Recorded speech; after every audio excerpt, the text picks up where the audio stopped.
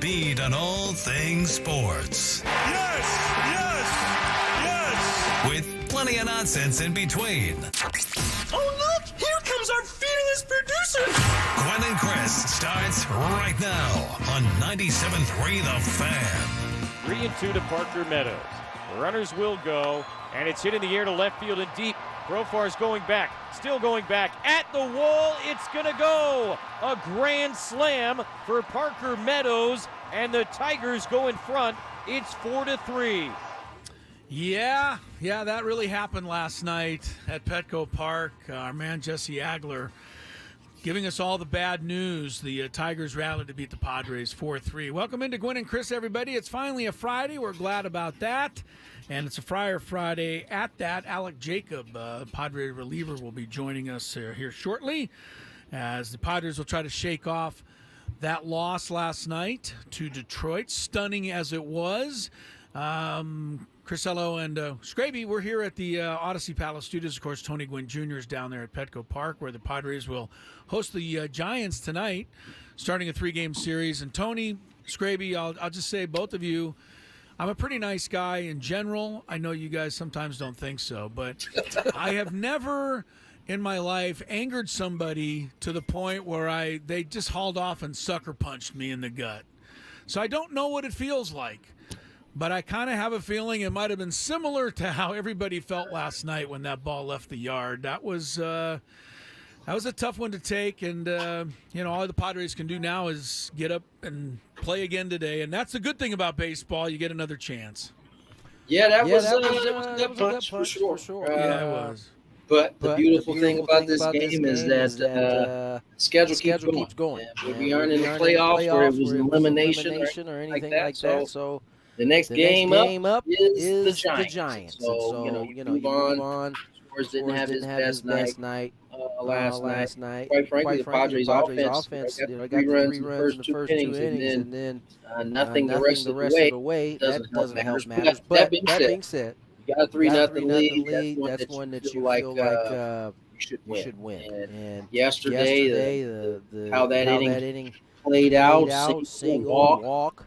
Pop up, another walk, a punchy, and then give Meadows some credit because oftentimes you get in those situations, you see hitters just in general try to do more. He literally just tried to get the barrel to the baseball and let the 100-mile-per-hour do the rest of the work for him. And he got it in the air and got it about. They ended up winning that game, but no reason to feel any type of way. You turn the page, and I think that's certainly what the Padres will do today. Yeah, I think a few things. Obviously, Tony, I mean, when I saw, Profar turn around and saw that number 10, my first thought was, oh, this is going to be trouble, and then it got more than that. And then, of course, he ran out of room. And, yeah, it was a stunning blow, especially in a season that has really gone so much the Padres' way. But can we just, even though he had a really bad night, and we know he did, and everybody knows, can we stop immediately before we even bring it up or anyone decides to tweet it out? Robert Suarez is the closer of the team. He didn't get the job done last night. He's not the first closer ever to give up a game-winning home run. He won't be the last. And, I think if he gets the opportunity, whether it's tonight or tomorrow, I know he's pitched 2 or 3 days in a row, he's still the guy. And even if he's not the guy, the Padres still have Tanner Scott. They have Jason Adam. They're fine. But a lot of people are kind of overreacting. Well, he throws too many fastballs. He's pitching too much. He's doing none of which would have been said. He's pitching too much. Right. None of which would have been said if Parker Meadows hit a fly ball to left field. But since he hit it over the fence, all of a sudden Suarez can't get anybody out, and this fastball repertoire has got to go, and you can't pitch him back-to-back nights. And, oh, man, I read all this stuff today. So. And McKee says, too late for that, Chris. Doomers are out in droves already, which is true. I got a lot of responses last night. No, I know. About how this team's done. That's why I'm addressing it right now. Wait, was that a real statement right there? This team is done. It was they're going to start their losing streak now. Yeah. Well, yeah. I'm gonna choose today. I'm gonna choose Grace today, because what I would want to say to those who are in that category probably isn't very nice. So I'll just keep my mouth shut on this end and just, it is what it is. I mean, he didn't have a good day. Fair weather, idiot! Get off our show! Yeah, can we just Get run that off whole our rant? show! That was the That's how Guardians I'm- post-game guy. That's exactly how I'm feeling. Exactly, to those who, Tony. who are Exactly. in the Doomville, right a night after Suarez blows a save. Listen, Robert has been great all season long. And to be quite frank with you, I don't know that anybody expected him to be this good all year long. I mean, because prior to now, we only had like half season of Suarez. In some cases, less than that, right? I think the first season we got a half season. The next season, he was a little banged up until the second half. Same thing last year. But he's been phenomenal. And, he didn't have a good night. Phenomenal. Yeah, he didn't have a good night last night. And, Padres could have, gained a game on the Diamondbacks. That's the painful part right there. That's right, Yeah, 100%. That's the painful part, that you could have put a little ground there. But, it's a ball game. This is the way it goes. Martin Perez could not really have been any better. Jason Adam came in, got out of the little jam that was created in the seventh inning. The only thing, and I don't think this happened, but the only thing that it felt like sitting at the game last night, Tony, a little, was that the Padres, maybe they almost needed a reminder here, but they got the 3-0 lead, and you kind of touched on it. Their offense went to bed after that, and maybe there was just a little, sneaking in there that thought that, man, 3-0 with our bullpen, this is ball game. We don't need any more runs. I'm not saying they stopped trying. Please don't take me wrong. But, just a little reminder that it's always good to tack on a couple of runs here and there throughout the course of a game. You never know when you're going to need them. And so maybe that is what comes out of this game, because they really did very little after that early lead. Yeah, I don't know that anything comes out of this game. I don't think there's anything that they learned from this. Honestly, because it wasn't as though they had opportunities and they blew them away. Right, they didn't have them, yeah. I'm going through it. I mean, no, they had nothing. They had a double play in the second inning. 3 guys came to the plate. You had 4 guys come to the plate in the third. You had 3 guys come to the plate in the fourth. Or excuse me, I'm reading the wrong side. We got to go to the other side. They scored the first 2 innings. They went 1-2-3 in the third. They went 1-2-3-4 in the fourth. Same thing in the fifth. Same thing in the sixth. 1-2-3 in the seventh. 1-2-3 in the eighth. So they didn't really have a ton of opportunity. They never got more than 1 runner on base the whole game, actually. That's right. Profar hit the solo home run, and Xander hit the 2-run homer. So they never really had a threat. Last night. It was one of those weird nights. They left 4 runners on base that entire game. Yeah. So they didn't have the opportunities. Listen, I mentioned it yesterday. Detroit. You could think what you want to think about Detroit as a team. Their pitching staff is pretty good. They showed that again last night. Mays got off to a rough start. Then he settled in, and the Padres didn't do much. Their bullpen, Maeda, Vanesco, and Holton all came in through up zeros. That's what you design a bullpen to be able to do. The Padres really did that, except for the last guy, and that's why I said Suarez just had a bad night. Well, look, it's one of those things. Baseball is still, in my mind, the greatest game. I know that the NFL and all these other sports have closed the gap or surpassed. But there's one thing about baseball that still no other sport can claim, and that is the clock never runs out in baseball. Nope. You've got to get all 27 outs, and the team on the other side is still alive until that happens. And so, we get reminded of that last night. Obviously the key thing is you don't let one loss turn into 2 or 3. But I'm also not going to sit here and say, oh, this is a must-win tonight. They've got to win tonight. No, they don't have to win tonight. Obviously, it'd be nice, get back right on the horse and win a couple. But, this is how baseball works. And, the Padres have been so good here for so long that I think this loss really caught a lot of people by surprise, and everybody by surprise. Nobody saw that coming. So yeah, I don't think anybody, no, including me sitting up here, didn't see it coming. But I will say this, the Padres have earned the right for, I think at least, that we aren't counting like, all right, they got to win this game today and this game tomorrow. They just got to keep playing good baseball, and for, I would say, 8 innings, they did that yesterday. Yes, they did. The 9th inning, they didn't do it as well. And, I think, for the Padres, moving forward, the one characteristic, and I mentioned this at the end of the game yesterday, the characteristic that comes into play tonight, and I know it's been a while. You got to kind of rewind yourselves back to the first half of the season. What were the thing that the Padres did very well was they'd have a loss like this, or they'd have multiple losses like this, 3, 4 in a row. Always stop the bleeding.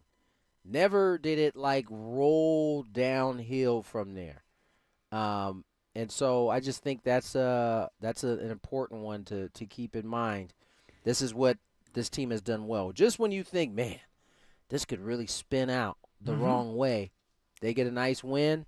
And at that first half, it was like they get as much wins as they could get in terms of getting just above 500. Then they might lose a couple. Now they're almost 18 over.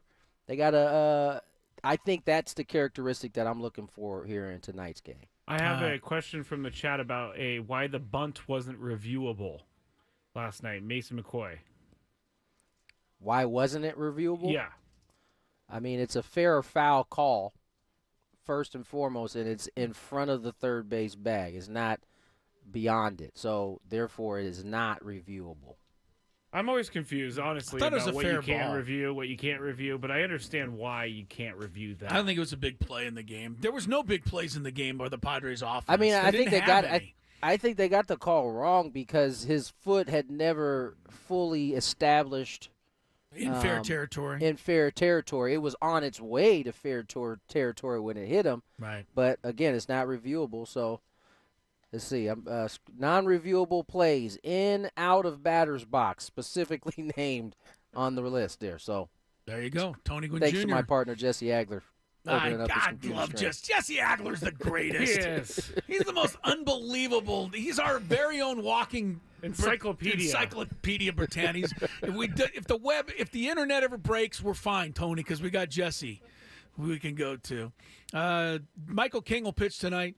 Mason Black, right-hander, will go for San Francisco. It was too bad because Martin Perez, man, was he good last night. That's as good as he's pitched right there. Yeah, I mean, he was really almost unhittable until they finally maybe got a little tired in the 7th inning. So, that was a good thing last night. I thought Profar, jacking one in the 1st inning, that can't hurt, as he tried to get him going again a little bit. Bogey had 3 hits last night. I mean, all of it's forgotten, of course, because you lose the game. The other guy, that I noticed last night was Elias Diaz, made his debut. Tony, correct me if I'm wrong. He batted 3 times, and he hit 3 absolute missiles. Only one of them went for a double, but the other 2 were hit hard. So, he debuts and certainly didn't hurt the cause any last night. But, that's crazy baseball. And I will say this, being at that game, Tony, I don't know if you sensed it, but even this is how the Padres, to me, the kind of, feeling we have about their team, even after the Grand Slam, I still felt Padres might still come back. Yeah, they had another at bat. You knew Jackson Merrill was going to bat again. Sure. There was still a hope. It didn't happen. But not many teams you'd even have the hope. There was an element of if Jackson gets to the plate, he's going to hit a homer. I know. When he came up, everybody thought that. That's kind of where we are right now. I know. It just rolled back from 5 down the other day. So it's not like it was a far-fetched idea. It was one of those days. It just didn't come together for him. But again, a sign. We're watching to see how they respond today, and I have no doubt they'll respond in the right way. They will get up off the mat and take on the Giants at 6:40 this evening. We hang with you until about 5:30 or so. ahead of Sam Levitt's Eco Water SoCal Padre pregame show. It's a Friar Friday. Alek Jacob out of the Padre bullpen will be coming out of the pen to join us here in just a little bit. So we'll get things underway. Of course, we'll recap last night's thriller in the NFL. I mean, it's only one game, but it was good. We'll talk about all that and everything else going on right here on 97.3 The Fan. Are you tired of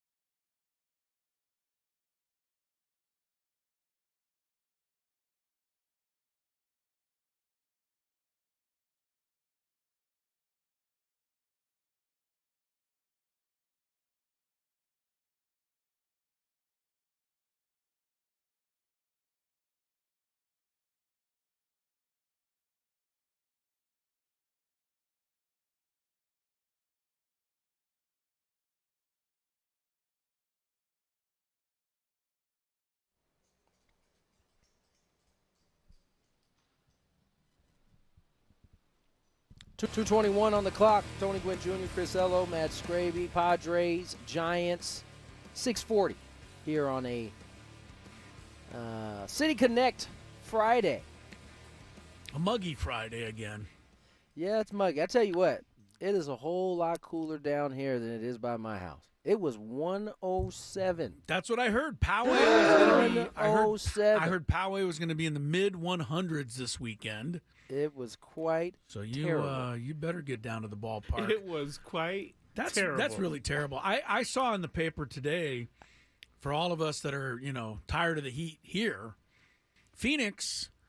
It has been over 100 degrees in Phoenix. Get this, 102 days in a row. Yeah. I saw that. Yeah. My daughter went down. My daughter went down goodness. to Grand Canyon, which is in Phoenix, the university, for a cruise trip. Oh, Grand Canyon, right? Yeah. She said it was. My wife, my two daughters said it was boiling there. But I will say this: 107 in Poway today did not feel anywhere near what it felt like in '98 of St. Louis, or the 115 in Palm Springs. Or it might have been more than that. It might have been like 117 in Palm Springs. Or the heat that's in Arizona. It's a different type of heat. Like, this is like muggy, but I don't feel like I'm in an oven. Like, I felt, those other places I named, it feels like an oven. It's just hot, but it's like, I don't know. That's a weak 107. I'll say that. It's a weak 107. Poway, if you're going to bring a 107, you're going to have to bring it a little harder. And it just also highlights why, Southern Cali is still the best. Is that even when we get crappy weather, it's still way more bearable than everybody else's crappy weather. I couldn't agree more. Could not agree more with you, We Tony. are currently waiting to hear from Alek Jacob, Padre reliever, coming on. If you don't recognize the name at this point, the sidearm slanger that the Padres will have brought in from time to time. He's helped out. I don't think he's given up a run, actually, this year to this point. Done a nice job, Tony. He's done a nice job in a limited time out. He does have let's see, they gave him a 2.70 ERA. 10 innings so clearly pitched, he's given up a run. He's given up a couple, but it hasn't been noticeable, right? I mean, he's been real good. And, if you're out in that Padre bullpen, you're probably pretty good. He struck out 14, walked 1. Yeah. I think that's a good ratio for a young guy. Pretty good. Opponents are hitting 171 on him, so we're waiting. Wait on him a little bit. Sure, why not? To hear from him. We can do that. What did you think about the football game yesterday? I know how it ended. Yeah. It was fun to have football back on. I'll tell you, these guys. It was distracting during the game because I definitely was like in a spot in this room where I can see both, like where I can do what I'm doing right now. I can't believe Dave Marcus actually keeps a TV within your view to throw you off while you're trying to broadcast the game. I'm thankful. I'm just thankful that Dave Marcus isn't solely baseball, because there would be dudes who would refuse to put it up there. I would be the. He is not like that. He is a sportsman. Well, he's like that because he wants to. Sportsman. You know what? He's not a sportsman at all. Here we go. Oh, no, this is a very selfish thing that he's doing. He puts the football game up there. Why? Because he himself wants to watch the football game. He's not putting it up there for Tony and Jesse's enjoyment. Trust me. If UCLA had been playing at the same time, that game would not have been on the TV Exactly. screen. He's not putting it up there for you guys. He's putting it up there because he likes to watch that stuff. I think, honestly, if I'd probably be a little more of the Gestapo, Tony, if I was the producer there. I think I'd want my broadcasters focused on the game at hand. Yeah, don't know that I would have a TV. You and I would definitely butt heads then. If you're no, going to be we wouldn't do that. Yeah, how could Chris ever say that when he's the guy who's constantly doing mock drafts on his computer, watching hockey during the show on his computer? I'm sitting over here, hey, do you guys think the internet's a little slow today? And Chris is like, oh, well, maybe you shouldn't have been watching hockey over here. Watching the black and my voice is just, you do it so well. That was better than ever. That was better than ever. What are you comparing it to? Your last 300 you made Chris efforts? Sound like he was one of the managers out of the 80s that just smoked heaters all day long. Jim Leland or somebody like that. Right. Yeah. No, no, I think Dave Marcus, your booth is a great place to be because there's sports everywhere. It's relaxing. I'm with three dudes that enjoy sports. That's so, right. Yeah, you could. There are probably announcers that really just like announcing. And they're not crazy sports fans like all you guys. I would hate to be with somebody who only likes announcing. So we got our Friday guest here with us now. Alek Jacob joins us. Alek, how are you, my friend? I'm doing great. How are you guys? We are well. Thank you for coming on. Tough loss last night for the ball club. I mean, for a guy like you, you've come in and been able to kind of, help when you've been asked to come in and get some outs. I mean, what has this experience been like for you this year compared to, the past years where you've gotten opportunity? Well, it's been great, like you said, I'm just coming in, throwing whenever, they need me. And I think this year I know a little bit more of what they want from me and what to expect up here. And so it's helped me prepare throughout the season and in the off season for what's to come. And, I'm just really taking it all in, honestly, enjoying every day. Obviously, it's incredible atmosphere here at Petco, and I'm just enjoying every minute and, just taking it all in.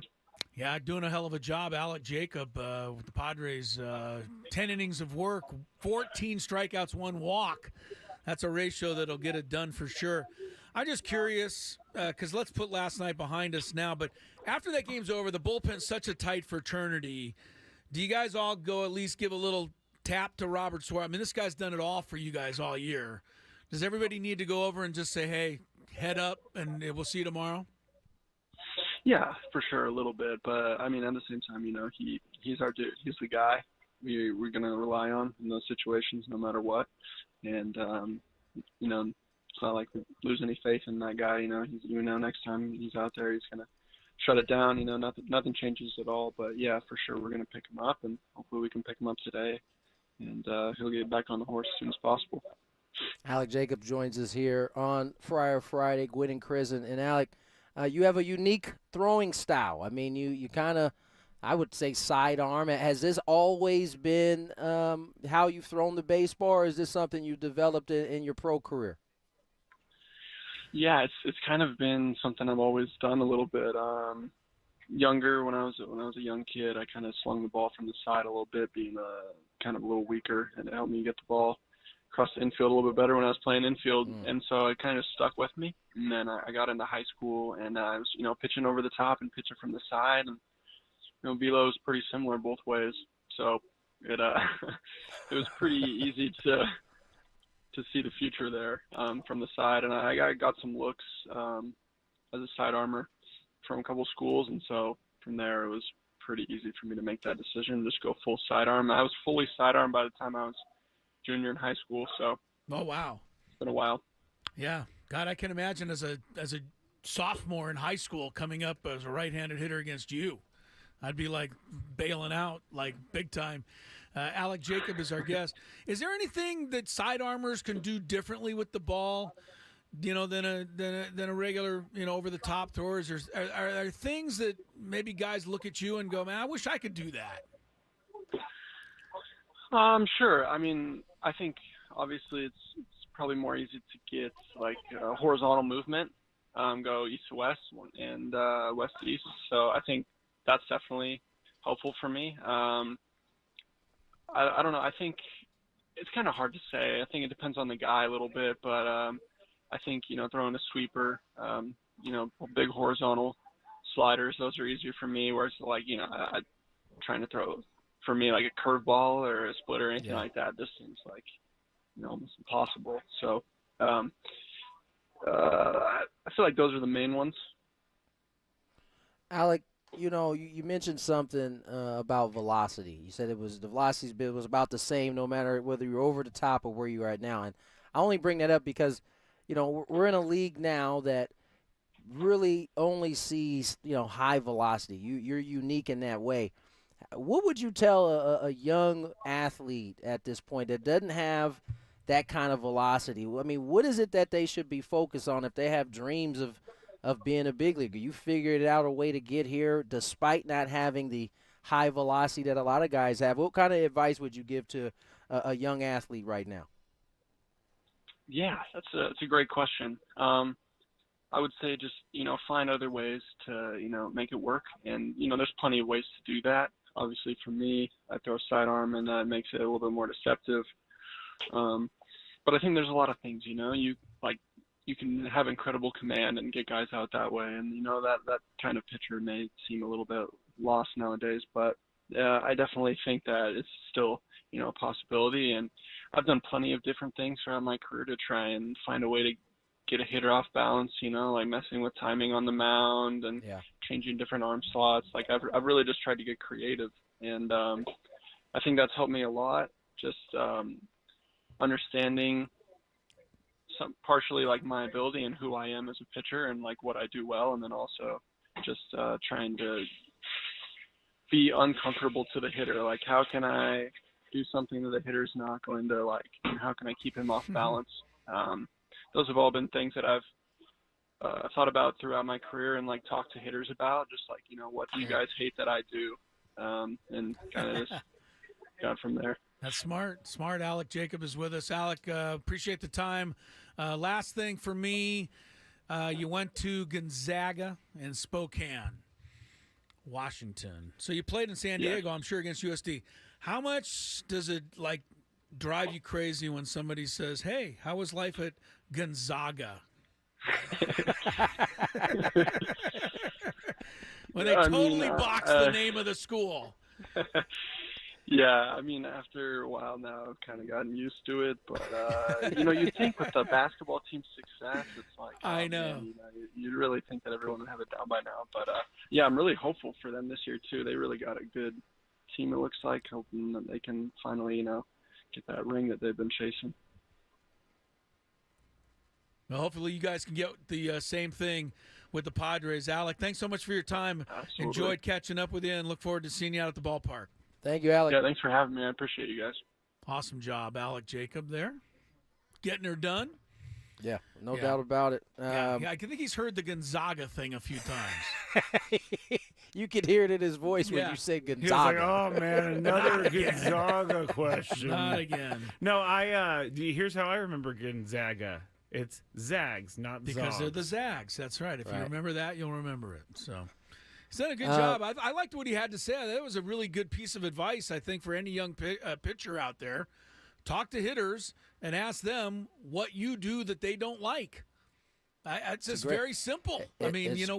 Tap into that knowledge. Talk to your hitters. Young pitchers out there. They'll tell you what they don't like. I just like that he had some good advice for those who don't have the velocity, right? I mean, I honestly think that that's going to circle its way back into the game. Like if you're a young pitcher right now, lock in on not the velocity, on the command. Like if you can command the baseball and get outs, especially at a young age, you're going to get bigger, you're going to get stronger. You know what I'm saying? So why not master that point first and then let the velocity come later? It's almost like a hitter, right? Back in the day when they used to come watch young hitters hit, the scouts used to tell you the power wasn't the thing they were looking for. They were looking for everything else because they knew the power would come with age and strength. And I think we are in a velocity time frame where that is the all be all. But I think it's going to wrap itself back around command. I mean, and you can already see Major League Baseball hedging towards it with some of these rule proposals and different things to try to force the starters to pitch longer. That starts with command. You can pitch as long as you can if you can throw the baseball where you want. I hope you're right, Tony. And Greg Maddux is a great, you brought up, we'll talk about Greg Maddux later on today. He's a great example of a guy who didn't throw hard but mastered the ability to throw it exactly where he wanted to. And he talked a lot about what Alek talked about, upsetting the hitter's timing. That's where his two philosophies. Let me throw this ball where I want and keep that guy off balance.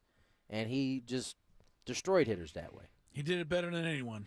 Yeah. No doubt. Let's get to break. We are a little bit late, but Mike Schilt spoke earlier today, plus the NFL. We got into it a little bit. More games or another game today out in Brazil. Apparently you can't wear green, but we'll talk about that on the other side as well. More Gwynn and Chris.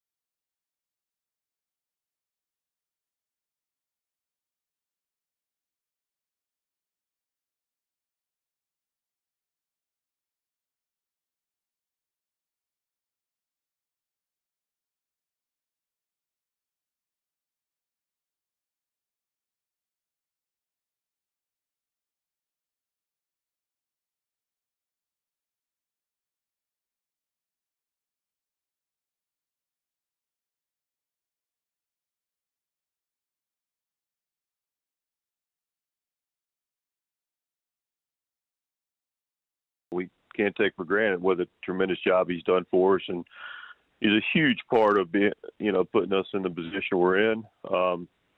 And listen, I mean, the other side tries too, man. He's throwing 101, got to put a swing on it, and got the good part of the bat, and that's the game. But look, Robert's been a huge part of what we do, and trust him completely, and we'll go back and get him tonight.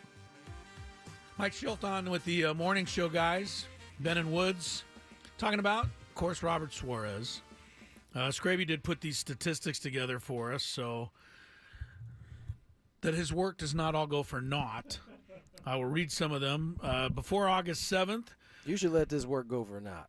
Yeah, just let it go for naught. I didn't actually put this table together. Oh, you didn't put that together? This is from the Kevin AC newsletter. He always puts together nice informative tables. All right, suffice to say, Robert Suarez's statistics have not been as good the last month as they were the first 4.5 months. True but that does not mean that it won't just switch right back around, starting with his next appearance. The guy's throwing 101 miles an hour.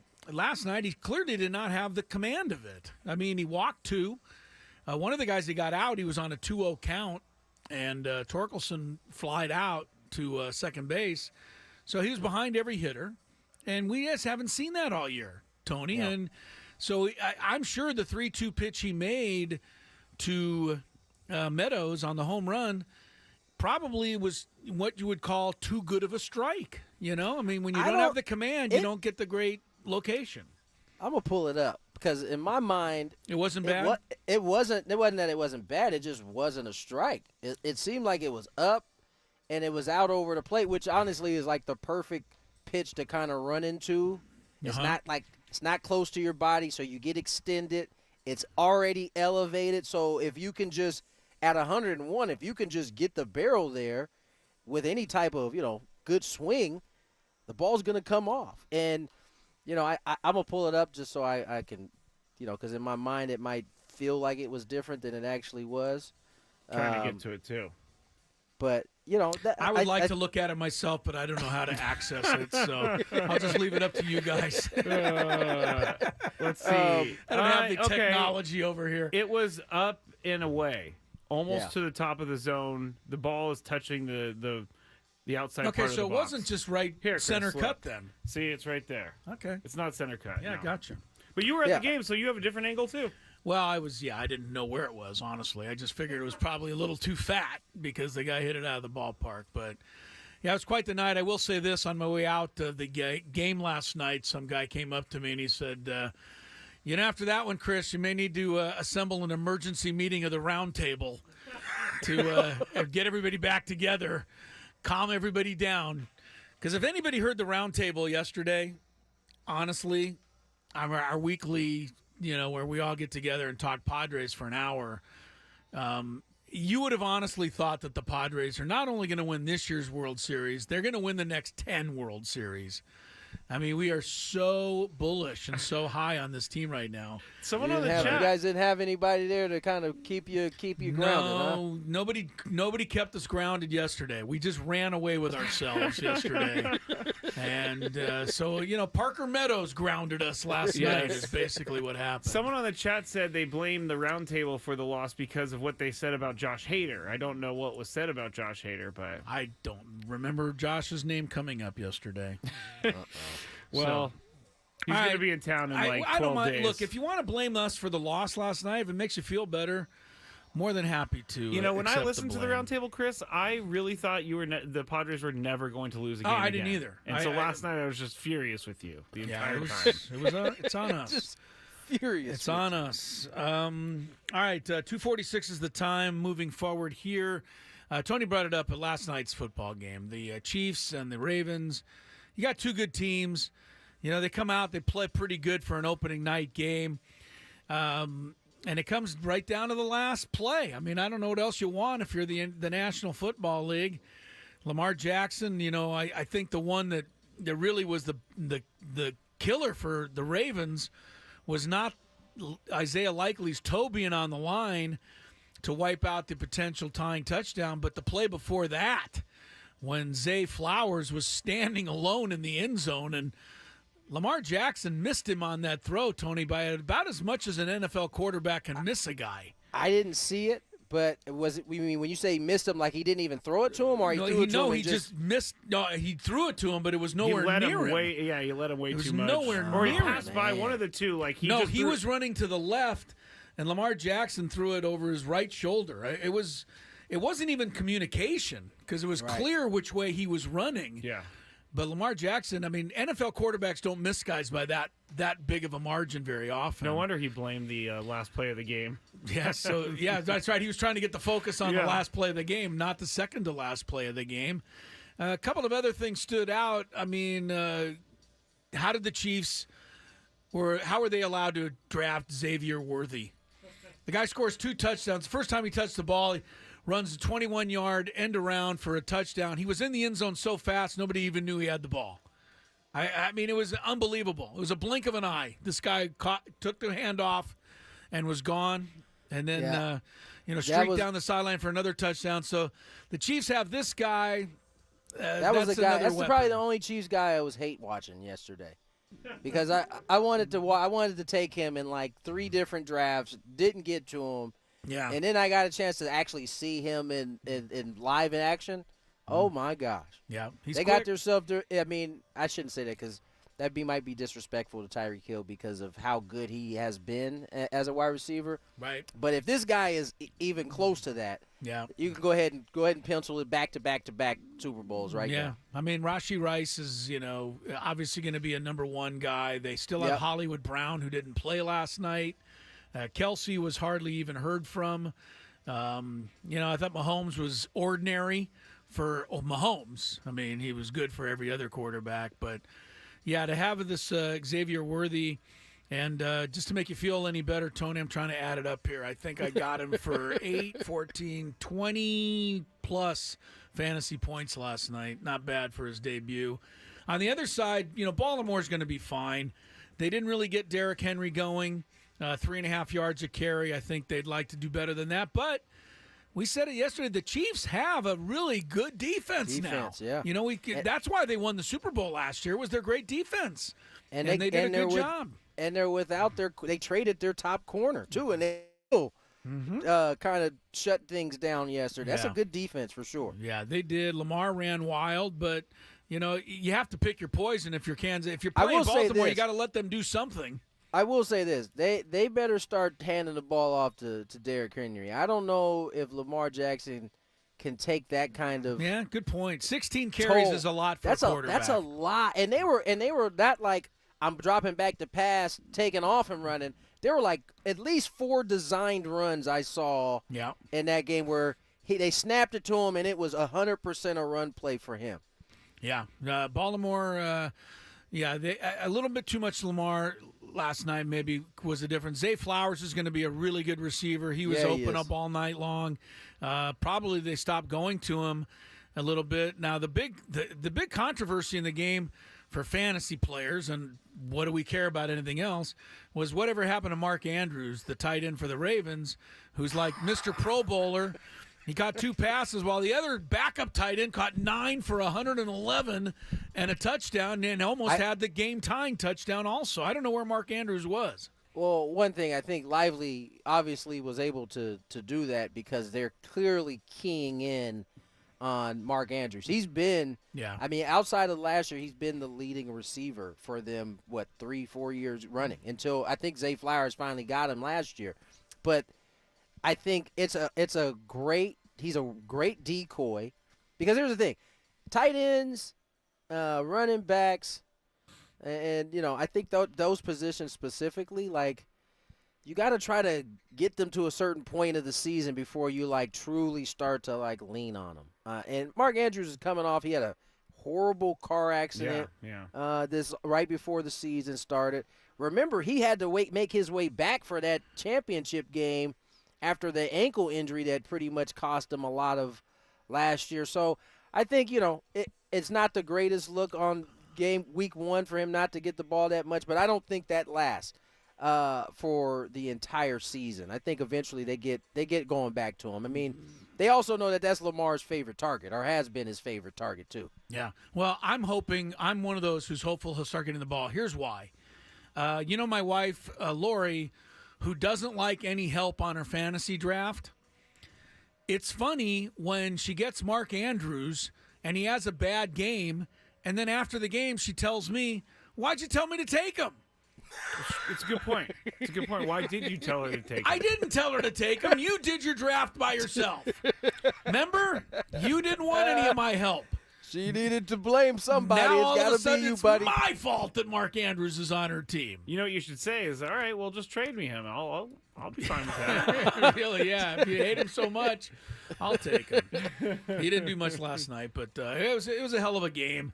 This is football. I almost feel like the Chiefs, they had the ball at the end there with a 7-point lead, and I don't know, Mahomes could run the game out, but they just, for some reason in football, they never run the game out, and they have to punt it back, and the other team gets a chance, and that's just the NFL.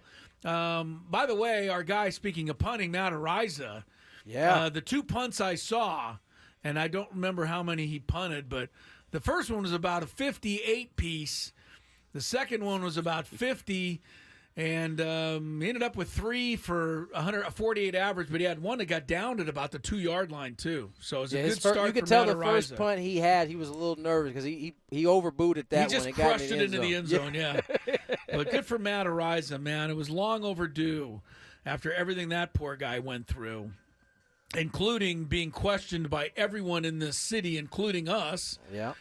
So I mean, we weren't immune from it, but good for him to finally break out there and get his NFL debut, and it was a success for him. So I mean, he's on the perfect team if you want to make your NFL debut. You know what I'm saying? I don't know if he's on the perfect team because I don't know how much punting he's going to actually get to do. That's what, yeah, that's true. But you're going to be going deep in the playoffs most likely. Yeah, for sure, sure. He's also holding on the extra points. I noticed the field goal team. So he could be able to throw on. Maybe they'll run a little fake. The Chiefs are certainly not beyond something like that. Does a holder running for a touchdown ever work? Ever? I don't. I'm sure you can find some footage of that working. Sure.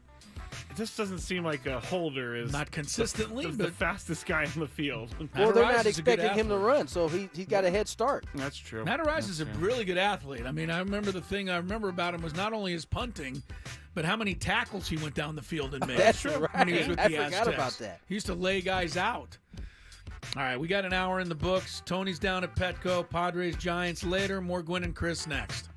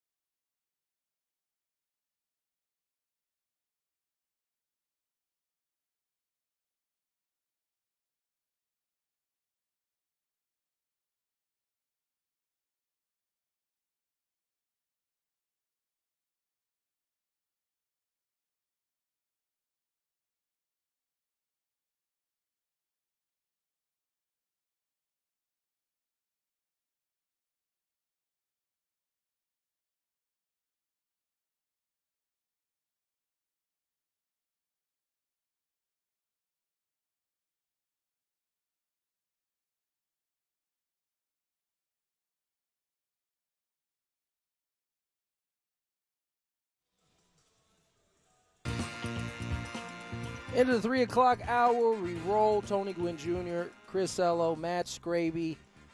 We were going to do a little Daily Gambit, but we've got some other topics we can cover. We'll push the Daily Gambit back another segment or two. Padres back in action again tonight. Giants in town, 3-game set before the Padres head out on one of the last 2 road trips of the season. You got 9 home games left for the Pods. Including tonight, right? Including tonight. You got this, you got the Astros, and you got the White Sox. You got the White Sox, and then you have on the road, you got 2 in Seattle, you got 3 in San Francisco, 3 in L.A., 3 in Arizona. 11 on the road. 11 on the road. How about 19 that? 19 games left. By the way, quick programming note, everybody. I was thrilled to see this today. I say that with a lot of anger. Tonight's game is the Apple TV Plus game again. Yes. You know, God, why do we keep drawing those games? Now, I know that's great because we all listen on the radio. And if you have Apple TV, you can listen to Tony and Jesse or watch the game and listen to them. For that part, it's good. But for the rest of you out there, not everybody has Apple TV Plus, and you want to watch the ball game tonight, you can't do it. Fair enough. You can't watch it, but you can listen to it. 97.3 The Fan. Yeah. Still will have Jesse and I here. You know what's funny is I forgot it was Apple, but I should have known because Dave Marcus, not a fan of Apple TV. It messes up the whole gig, right? Oh, because no. we get a game feed. Anytime ESPN or Apple TV comes here, game feed is delayed. Oh. And now, of course, the delay doesn't really affect Dave, but he cares immensely about Jesse and I. Attaboy, Dave. And our feed being delayed. And so, I think we've become accustomed to dealing with it. We know kind of going in is going to be with Apple. It's like it's probably pretty delayed, and in ESPN it's pretty delayed. So you got to make the adjustments, but it's definitely that doesn't make things easy on my man Dave Marcus. But I had forgotten until I looked across, and I see my man D-Train on the other side. Dontrell Willis is doing the Apple game today. So that was a reminder. Currently, right now, Ha-Sung Kim getting a sim game in right now with some minor leaguers they have called up here. It looks like it's just ending here, which is a good thing. So, Padres, for as nice as that lineup looks with Fernando Tatis in it, it's going to get a little deeper with Ha-Sung Kim coming back, should he return here soon. Yeah, Ha-Sung will bat 8th, I would think, when he comes back, and Higashioka will slot down to 9th, or whoever's catching. We already talked about the fact that the Padres catchers, Campusano included. I know everybody's down on old Luis right now, but, 83 RBIs from that catcher position. That's not bad in the number 9 hole, which is what the Padres will have pretty soon. So, yeah, it's a good thing. Those people who are down in Campy are the same people that want Suarez to be removed from his closer spot. Yeah, he's done. Yeah. He's no more Suarez, no more Campy. Yeah. Like, basically, to some of you fans, in a game which is more failure than anything else, baseball, after all, good hitters are only successful 30, a little over 30% of the time. Great hitters are only successful. Great hitters, right. But people in a game that is more failure oriented don't want any players on their team who ever fail.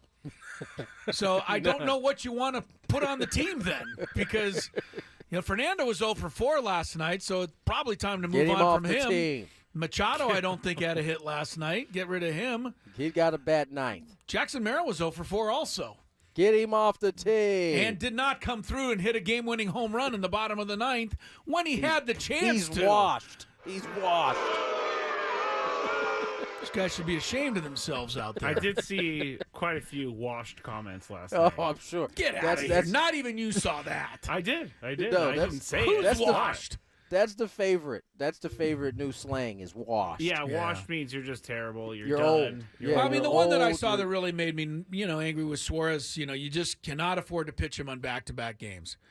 And I didn't go through, but how many times has he pitched back-to-back games this year and been Forget every time? that. The one that irritated me the most was He throws too many fastballs. Was it a problem when he threw like 90 straight fastballs at the beginning of the season and was mowing everybody down? And no one got a hit off him? No, it wasn't a problem then. No, people. I will say this about the usage. No, Here stop. we go. I don't think Here it's bad don't to use even them on go. back-to-back nights. Don't make yourself look bad here. But thanks, Chris. I'm trying to help you. But he was used on Monday. He was used on Wednesday. He was used last night. Okay. So I'm not sure. What's your point here, buddy? I'm not sure if that was too much usage for a 4-day period, 3 days out of the 4. Could you go through like the previous 4 days and the previous 4 days okay, and let me the previous see. 4 Let days? me see. Well, he had a bunch of time off, so that's okay. He did. He went back to back, and then he had a day off. I don't know that he's done 3 and 4 often. Tony, you don't get to answer this question. Okay. This is only for you, Scraby. Okay. What are you doing tonight, manager Matt Scraby, with a 2-run lead, bottom of the ninth, Well, I or don't top think of the ninth? Suarez is available. Suarez right? is out?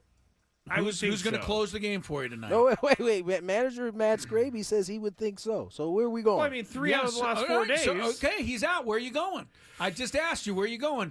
Tanner Scott pitched in all those games. Jason Adam pitched in all those games. Who's finishing tonight, manager? Manager Scraby forgot that those guys pitched in the last couple of games. Yes, you did. I would say manager Scraby. I mean, I think you got to go with Morejon, right? Morejon to close tonight, He's the next Tony. up, right?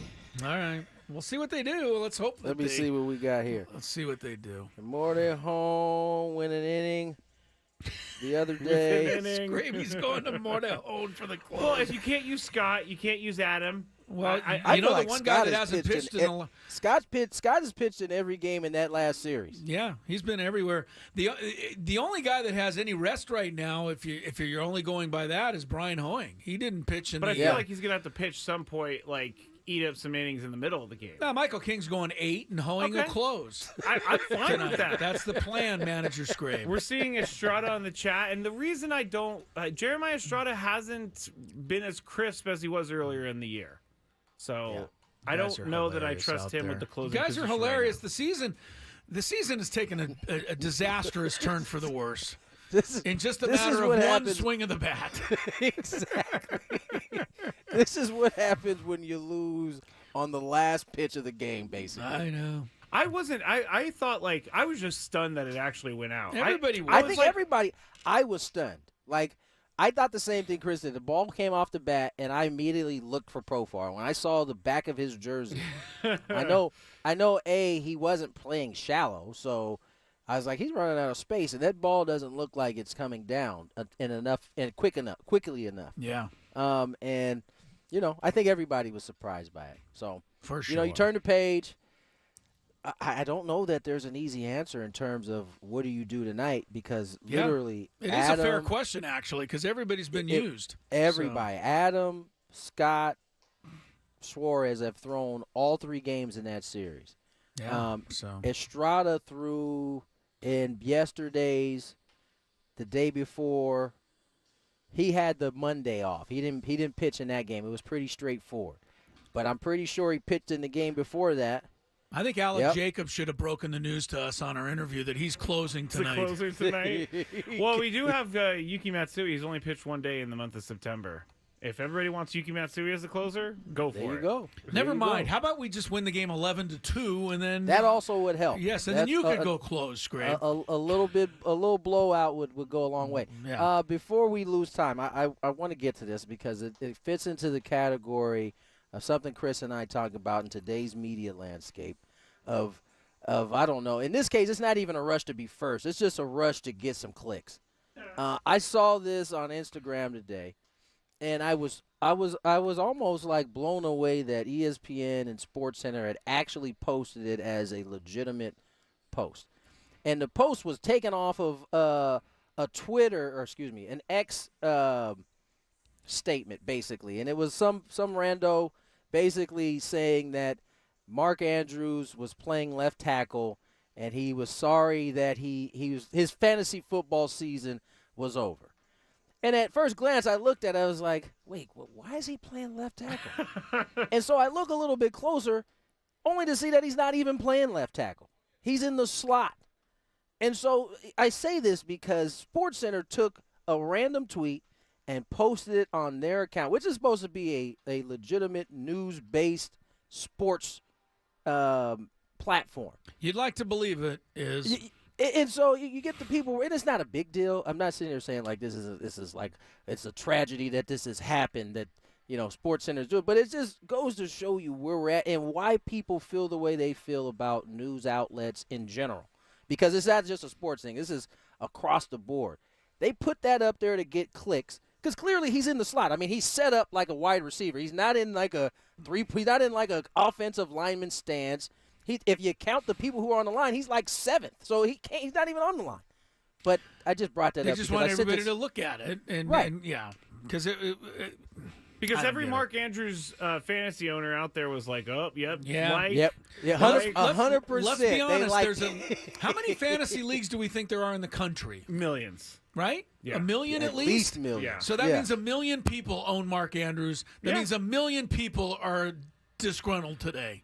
Was there only like 1 million likes, including my wife, who's blaming me for it? Thinking that John Harbaugh was like, hey man, why don't you go play left tackle for us today? Yeah, we need the blocking there. John Harbaugh. And when I saw that, I was like trying to figure out what was happening. Like Tony was like, are they actually telling me that Mark Andrews moved to left tackle? Is this like newsworthy for me? No, it was just a fantasy player who's mad at Mark Andrews. Yeah, it's hilarious. Before we let you go, Tony, I want to give you the last word. We did not get a chance yesterday. And it really was our oversight. We were so into the opening night of football and everything.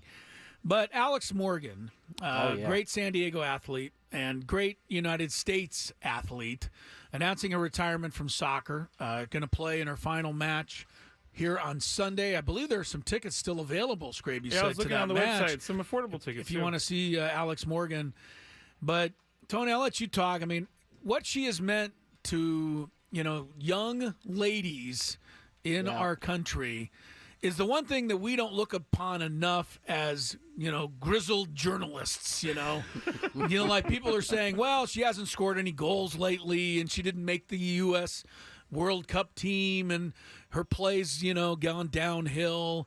I don't look at any of that. I just look at what Alex Morgan has meant to a lot of people in this country, mostly young women. Yeah, listen, there are times where you can critique the athlete based on what they're doing on the field, but there is also another level to it where an athlete has done so much for a said sport and has accomplished so much in said sport. As they get to the back end of their career, I don't know that they should be judged as harshly, and I think Alex Morgan falls into that category. She, I have 3 girls. You guys know this, and that's a name that came up in our household a lot. And, I posted it on my platform yesterday when she announced it.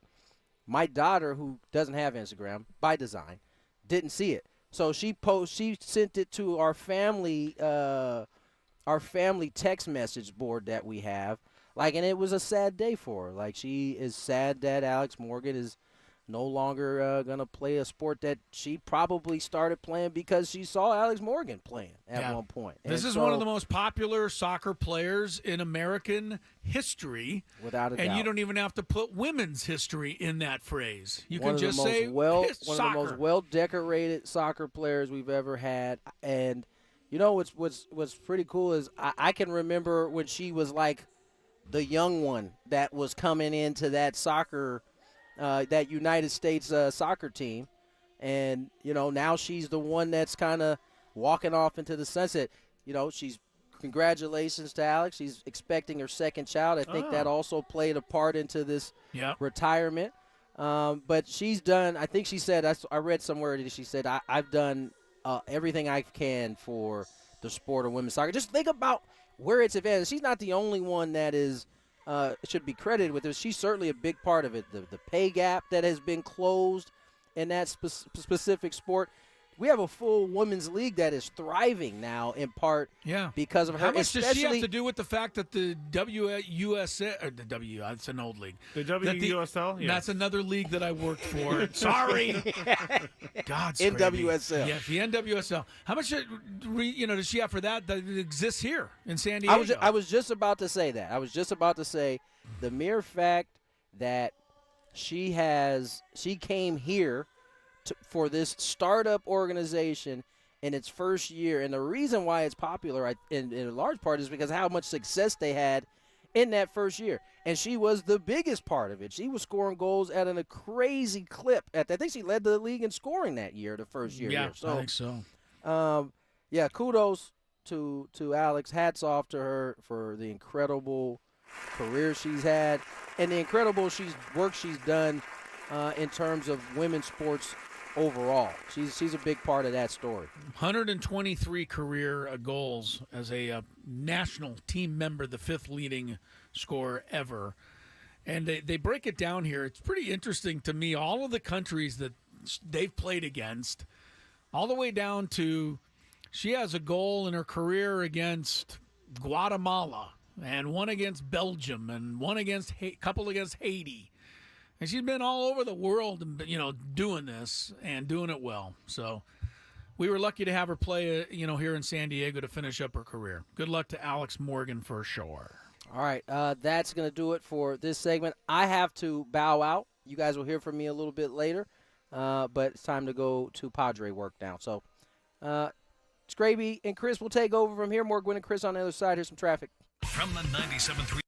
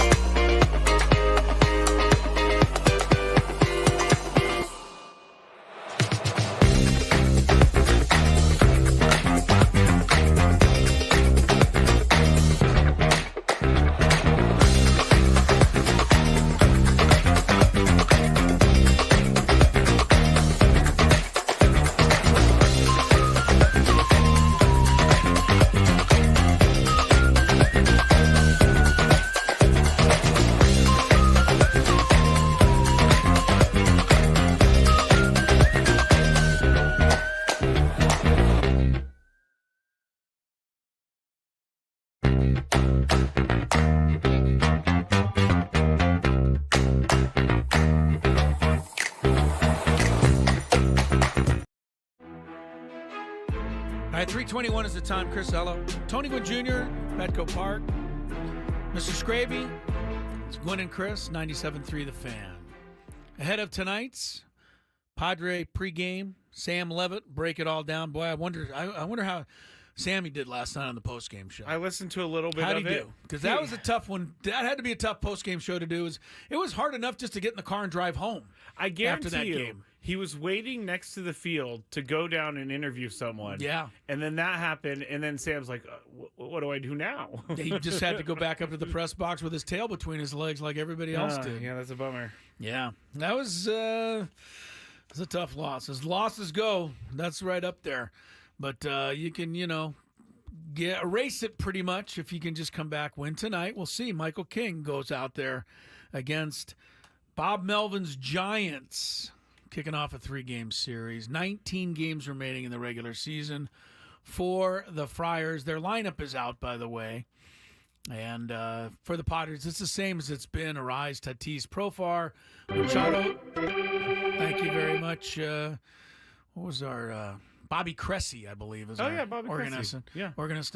Machado, Cronenworth, Bogarts, Merrill, Higashioka, and McCoy. The 9 for Mr. Schilt this evening. All right, we got to sneak in because we got our countdown. We got a lot to do. A quick daily gambit.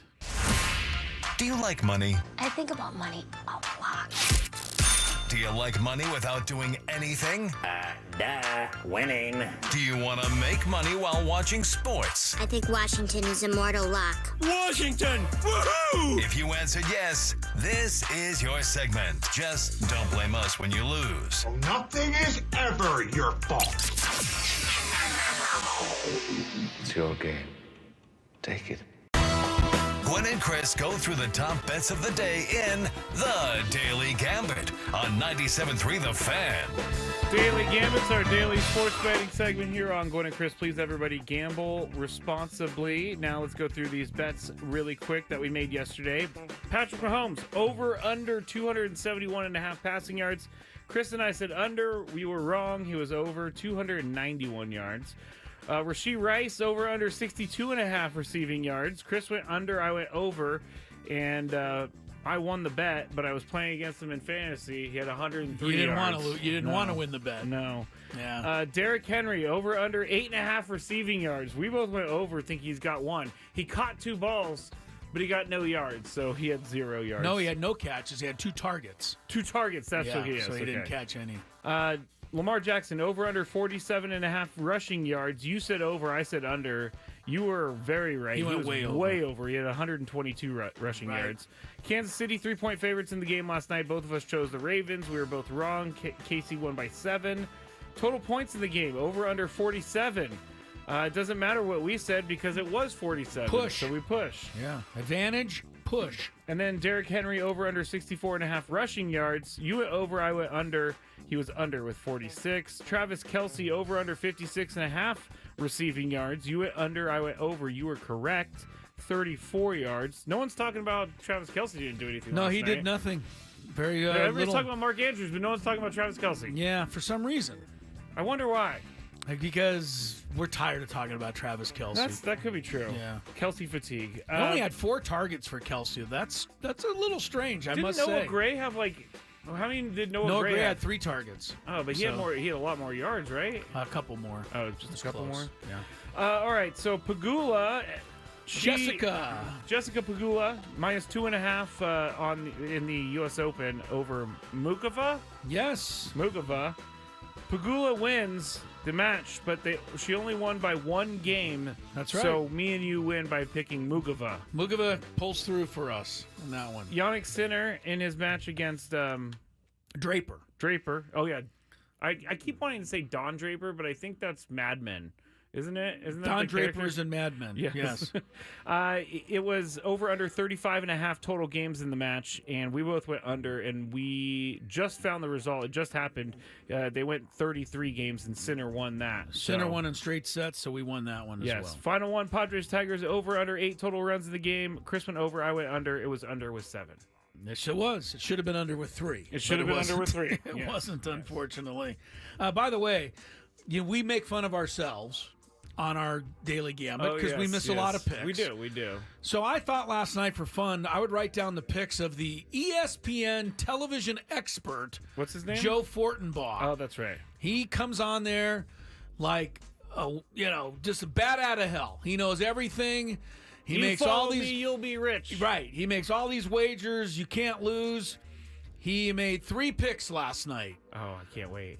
Under 46.5 points. Okay. Isaiah Pacheco over 78.5 rushing receiving yards. Lamar Jackson under 19.5 completions. Congratulations, Joe Fortenbaugh.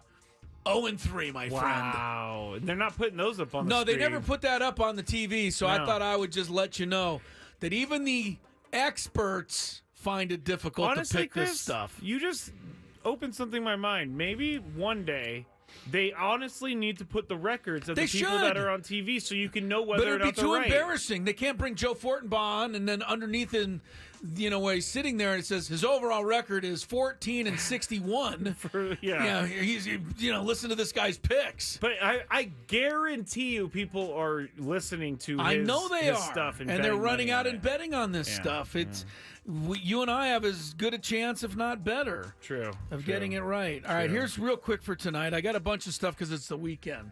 So follow. Eagles 2 over Packers. Eagles Scraby 2 tonight in Brazil. I'm going to go Pack. All right, goes Pack. I'm going to go Eagles. Okay. I think the Eagles are going to have a good year. Who has more rushing yards tonight?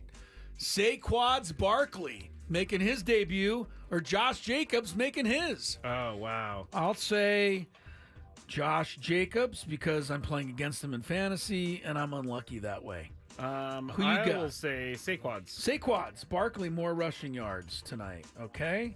Passing yards. Who has more? Jalen Hurts, Jordan Love. Scraby. That's a good one. Thank you. I thought you'd like it. If the Pack win, Jordan Love has more passing yards, so I'll go with Jordan Love. Jordan Love? Yep. I'm going to say Jordan Love because the Packers are going to lose. And he's going to And I think he'll be trying to catch up. All right. I'll say Love. Tomorrow night, Oregon State comes here to take on the Aztecs, who got some bad news, by the way. They're starting left tackle out for the year. Oh, no. Injury. San Diego State. Don't have the young man's name in front of me, but brutal. Best of luck to him. But that hurts your ball club. It does. Blindside, pass protector for your freshman quarterback. Oregon State favored by 6 over the Aztecs. Obviously, I'm going to go with the Aztecs, but I'd be honest with you, I would not bet heavy on that because we just don't know enough yet. No, we don't. We don't. We saw one good half. Right. Great half. I don't know what you to didn't say. go to San Diego State, so if you really want to do it, I won't get that mad at you. I'm a Beaver, so you're taking them. I'm taking the Beavers. LSU by 48.5 over Nicholls State.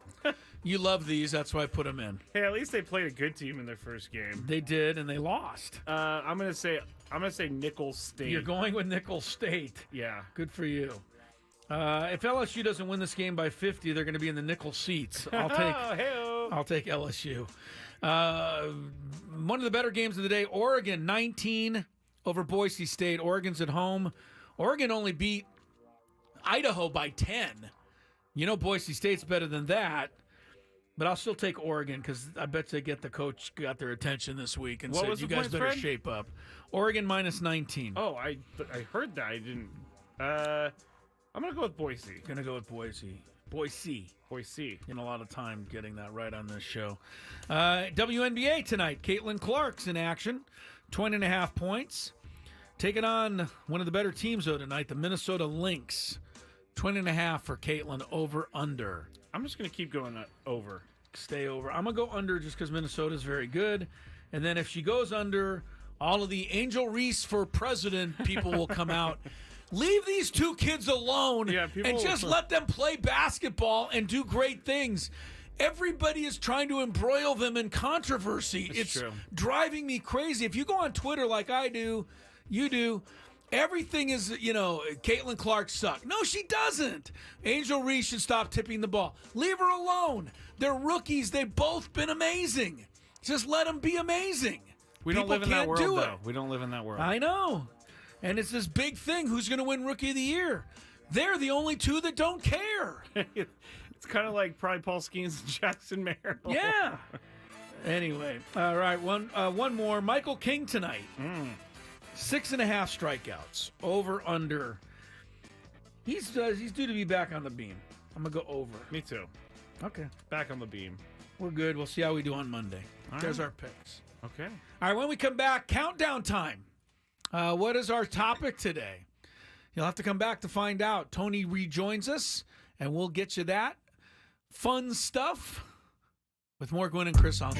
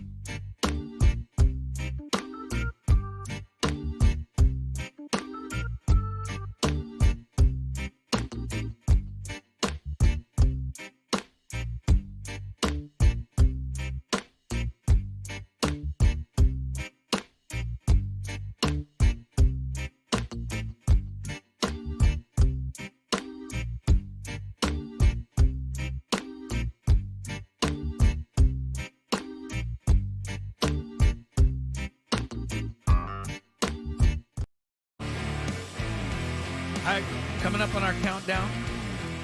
Welcome back, Gwynn and Chris. If you love Mediterranean food, try Spiro's. Authentic Mediterranean cuisine, the best. Coronado La Jolla. Petco Park as well for dining or takeout options. SpirosCuisine.com. All right, we got a lot to get to in the countdown, so let's check traffic. From the 97.3 The Fan Traffic Center, here's Kelly Danick. Traffic is brought to you by MTS, reminding you that trolleys run every 15 minutes or less. Seems most of our problems have been in the North County this afternoon, guys. Got a collision reported on Leucadia Boulevard on-ramp to South 5. Also reports of a collision on Leucadia Boulevard on-ramp to northbound 5, further north on the 5 past Cannon. Crash blocking the fast lane. We've also got southbound side of the 50 before Via Rancho Parkway, a crash over the right shoulder. Possible encampment fire, southbound side of the 5 at 8th Street. Somebody is cooking something over the right shoulder. Come on, it's too hot for that. Have a salad. Don't let traffic drag your day down, whether headed to the office or game day. Go the easy way with MTS. Trolleys run every 15 minutes or better throughout the day. Learn more and plan your trolley trip at SDMTS.com. That's SDMTS.com. I'm Kelly Danick with Gwynn and Chris, San Diego's #1 sports station, 97.3 The Fan. It's now time for Gwynn and Chris to rank their top 5 of the day. Gonna grip and rip as usual. But this isn't just a regular top 5 list. I love it. It sounds sadistic, but I love it. This is the countdown. And it starts right now on 97.3 The Fan. All right, it's that time of week where we pick a topic, count down our favorite 5 in that topic. So I think we picked kind of a wide-ranging one today. The category, and we can go a whole bunch of different spots with this, is our favorite 5 sports documentaries. 5 documentaries, and there are so many to choose from now. I mean, when you think about feature films that were documentaries, there's some classics there. But now with Netflix coming along, and with Hulu, Netflix and the pandemic too. And 30 for 30. And everybody else, it's doing sports docs. So we even talked about this yesterday, Tony. I don't know where you're at on this, but like the Hard Knocks series on HBO, is it getting to a point where it might get a little stale, just in the sense that we have so much access all over the place now? We got the quarterback show, we got the receivers show, we've got the Hard Knocks, we've got, every other thing that takes us behind the scenes. Are we ever going to get jaded as a viewing audience that's not enough for us anymore? I mean, there's only so much. I think you're right. I think there is a risk of oversaturating, all of the audience with too much of the same thing or different versions of the same thing. I don't know. It depends. I don't think they're doing another quarterback version. I know they moved on to wide receivers, and it's more about the individuals than it is the team aspect, which I think Hard Knocks has kind of got the jump on. And I think they could be playing themselves by doing the in season, the off season. Like and I guess on Hard Knocks, like the one they play on HBO is. Or the regular season, or preseason one. I guess that you have to qualify for that, right? Like you can't be in it unless you fit like certain criteria. No teams even want to do it. Right, unless teams want to do it, right? So maybe that keeps it somewhat fresh because you're only seeing like somewhat good teams during the regular season. I don't know who's done it that's been like really good. It seems like everybody else is like fighting to be there at that point. So I don't know. There is a chance of oversaturating it though. Yeah, you can go behind the scenes pretty much anywhere. But this is sports documentaries, so we'll begin our countdown, top 5. And we'll start with the man who came up with the idea for the category earlier today. His name, Matt Scrape. Thanks, Chris. Number 5. My number 5 is actually going to be, I think it was a 30 for 30. I'm pretty sure it was, but it's called The Two Escobars. And I got. Oh yeah, that was a good one. I watched Narcos a couple months ago, and I got really into the whole Pablo Escobar thing, which then led me to this documentary, and it was crazy. It was an unbelievable story. Unbelievable. Recount the story, Sad, what you remember. Yeah. Yeah, it was, so one of the players for the the Colombian team made a mistake during one of the World Cup games. He scored an own goal against the United States in the 1994 World Cup. And then he was at murdered. the Rose Bowl. Yeah. And no more than a month later, if even that long, he was murdered. Yeah. That's right. And his last name was Escobar. Yes, and it was then right they around the time of Pablo tied it Escobar. into the drug kingpin Escobar. Yeah. Because he was tied into that team, correct? If I'm not mistaken. He was tied into, I'm not sure if he was actually like tied into the team, but he was definitely tied into soccer within the Colombian country. So he may have been in the background. It was kind of a frightening documentary when you It consider was. what happened. It was. to It's this freaking guy. me out. So that's why. Imagine that happening. Yep. And that was 30 years ago, before Twitter and everything else. Yeah. But anyway. All right, Tony, what's your number 5 sports doc? Number 5 on my list is a sports doc that took place when I was 7th, 8th grade, maybe. Hoop Dreams.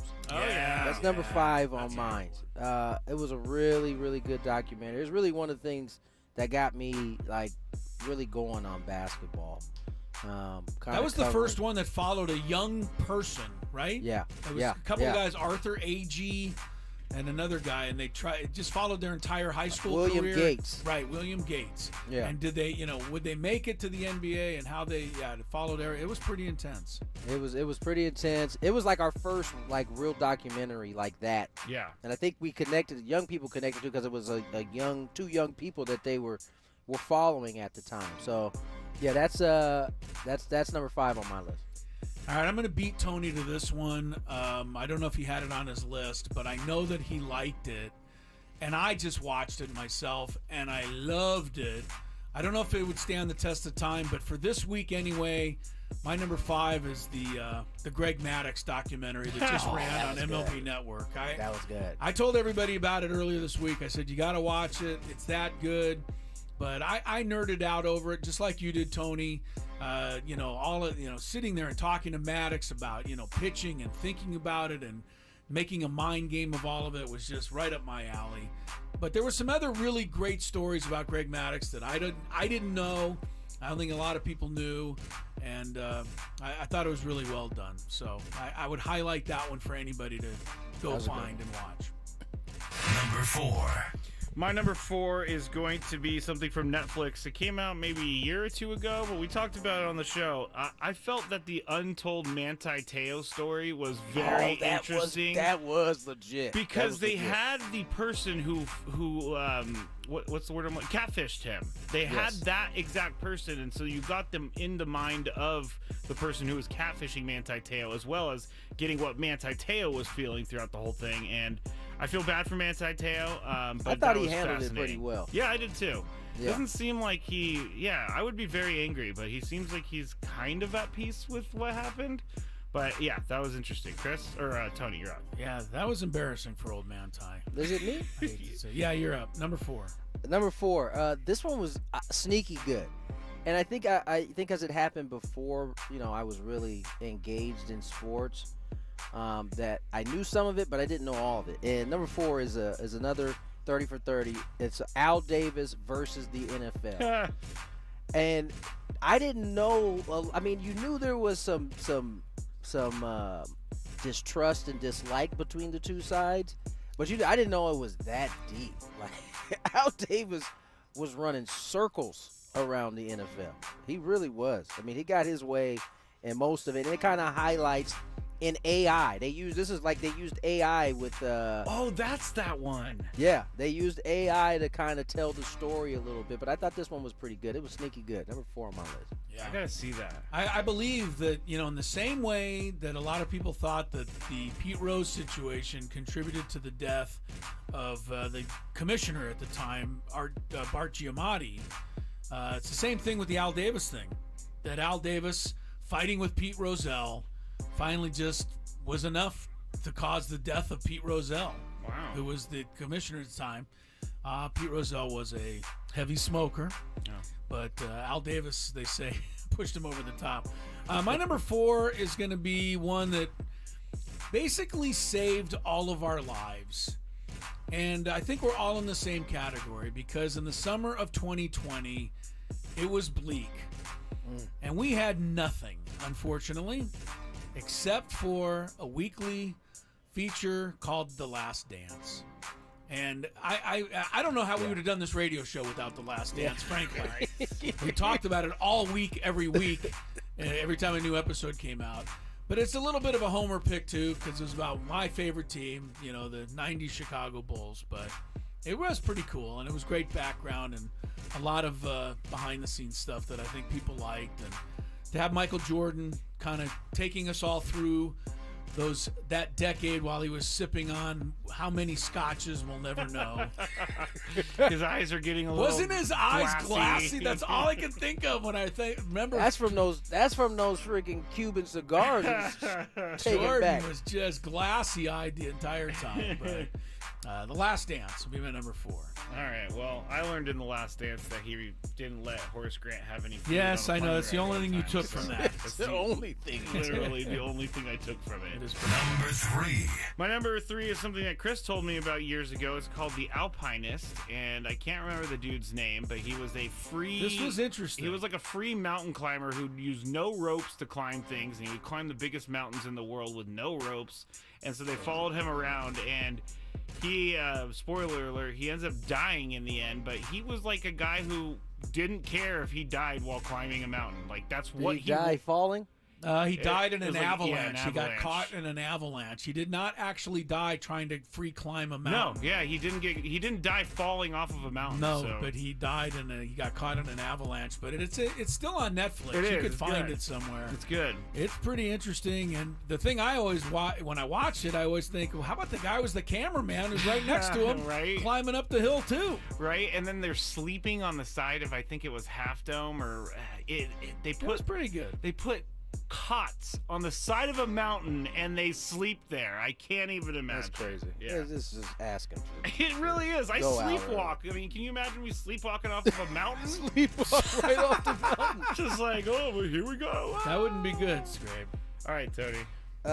This is 3, 2. I think we're at 3. I'm running out already. Catholics versus convicts. Another great 30 this for was 31. a really good one.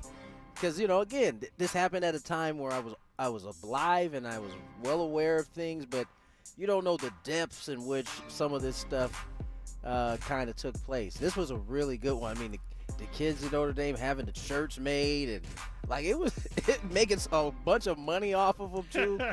I thought this was a really well-told story about those two, getting after each other. Oh yeah, and no sports quote in history may match that of Jerome Brown. The Jerome Brown who would go on to be a great player for the Eagles, and then die, I believe, tragically in a car accident. But his line when he was playing for the University of Miami, did the Japanese sit down with Pearl Harbor before they bombed them, was an all-time classic line. Because that was their whole point, was that they weren't going to sit down and with Notre Dame or Penn State, whoever it was they were playing, they didn't want to be at the same party as those guys before the game. 100%. Yeah, Miami was a little crazy back in those days. Number 3 for me, I'll go with Hoop Dreams. It was in my list, so no need to talk a whole lot more about it. It was quite good. I think everybody should see it at some point. Number 2.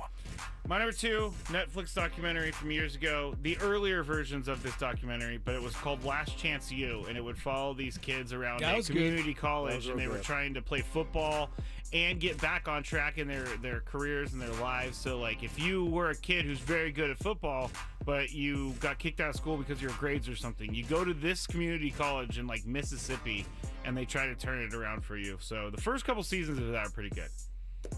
All right, very good. Number 2 on my list is indeed The Last Dance. I mean, you guys said it. 2020 came around, and we had to wait a little bit because it didn't start until, I want to say, like June, around that time. Yeah. And so we had to, we knew it was coming, and we were, building it up, and it lived up to every little bit of hype that it was. We had so much time on our hands that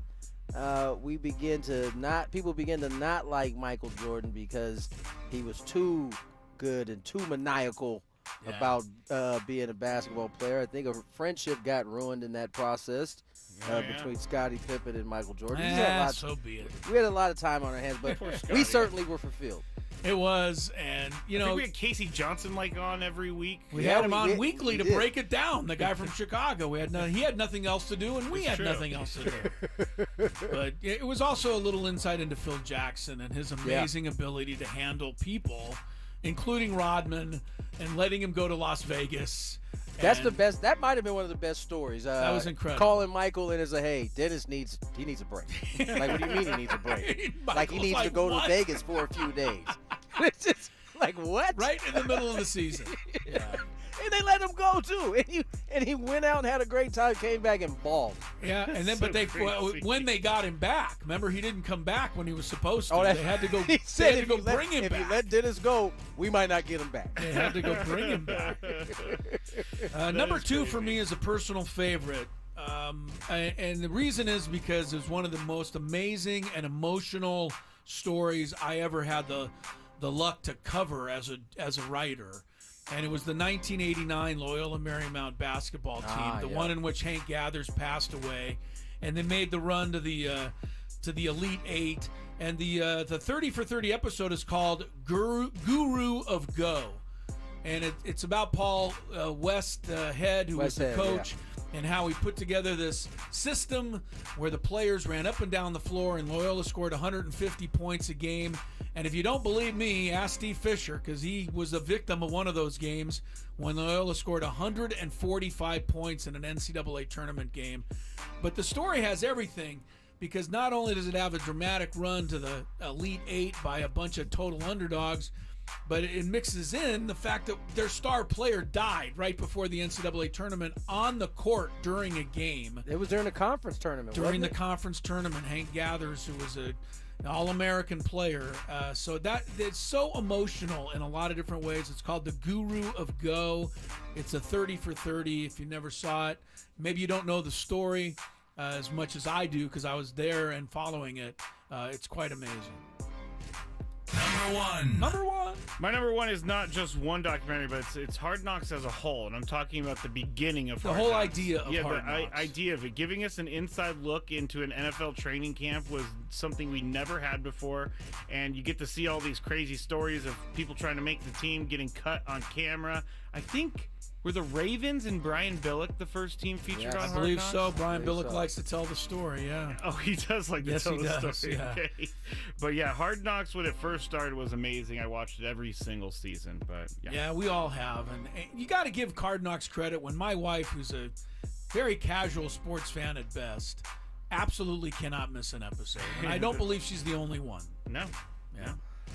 Best Hard Knocks moment is, I can't remember, it might have been Ray Buchanan imitating Shannon Sharp as part of the talent show. Oh my God, it is. I would advise everybody YouTube it. He does a great Shannon Sharp, and if you can hear Shannon Sharp in your head and his kind of mannerisms, he does them all. It was a funny thing. Number 1 on my list is the all-time classic Celtics versus Lakers. Oh, yeah. Best of Enemies is what it was called. It covered all of the 60s, 70s into the 80s, and how Larry Bird and Magic Johnson changed it. Best part on that is Magic telling the story about coming back to Boston. I think it was when he hit the baby sky hook. Oh, yes. And my man in the airport was like, Larry's gonna kill you. I don't know. I love the whole documentary, too. But my favorite part was when McHale clotheslined Rambis, and Rambis went to the line for 2 free throws. 2 free throws. That's it. That's all he got. That's all it was. The all-time fouls in the history of the NBA. Yeah, that's a great one. All right, I'm going to do a little history lesson for everybody out there who doesn't know of this documentary, because I do believe I enjoyed it a lot. Well, sometimes I have to, Scraby. I have to enlighten the people out there, because this is considered one of the greatest documentaries of all time, and I think everyone should see it who's a sports fan. It's called When We Were Kings.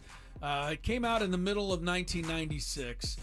It was 22 years after Muhammad Ali fought George Foreman, sorry. Muhammad Ali, George Foreman, Rumble in the Jungle, 1974 heavyweight title bout. That was the one where Ali did the rope-a-dope for 8 rounds and Foreman punched himself out, and then Ali cracked him and took the title in a shocking upset. But the documentary is way more than that.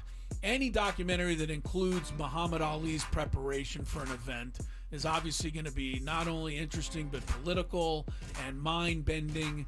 And George Foreman on the other side, it was a movie star quality documentary. I recommend to all of you, even you, Scraby. It's called When We Were Kings. I'm interested. You enjoy. You learn something. You might learn something. Say politics. I'm all about it. Yes, you are, George Stephanopoulos. For the second time today. Yes. All right, that's our countdown today. Enjoy some of those documentaries. If you haven't seen them, you'll like them. Coming up next, you'll like a little round of Chris vs. the Fans. 833-288-0973. We're playing. Hopefully you're winning when Gwynn and Chris returns. Football is officially back. I'm Joe Ostrowski here to help you beat the books with BetQL. Pro football off to a dramatic start with a big toe the difference in Kansas City last night. We're ready for the rest of week 1, and so is the BetQL model.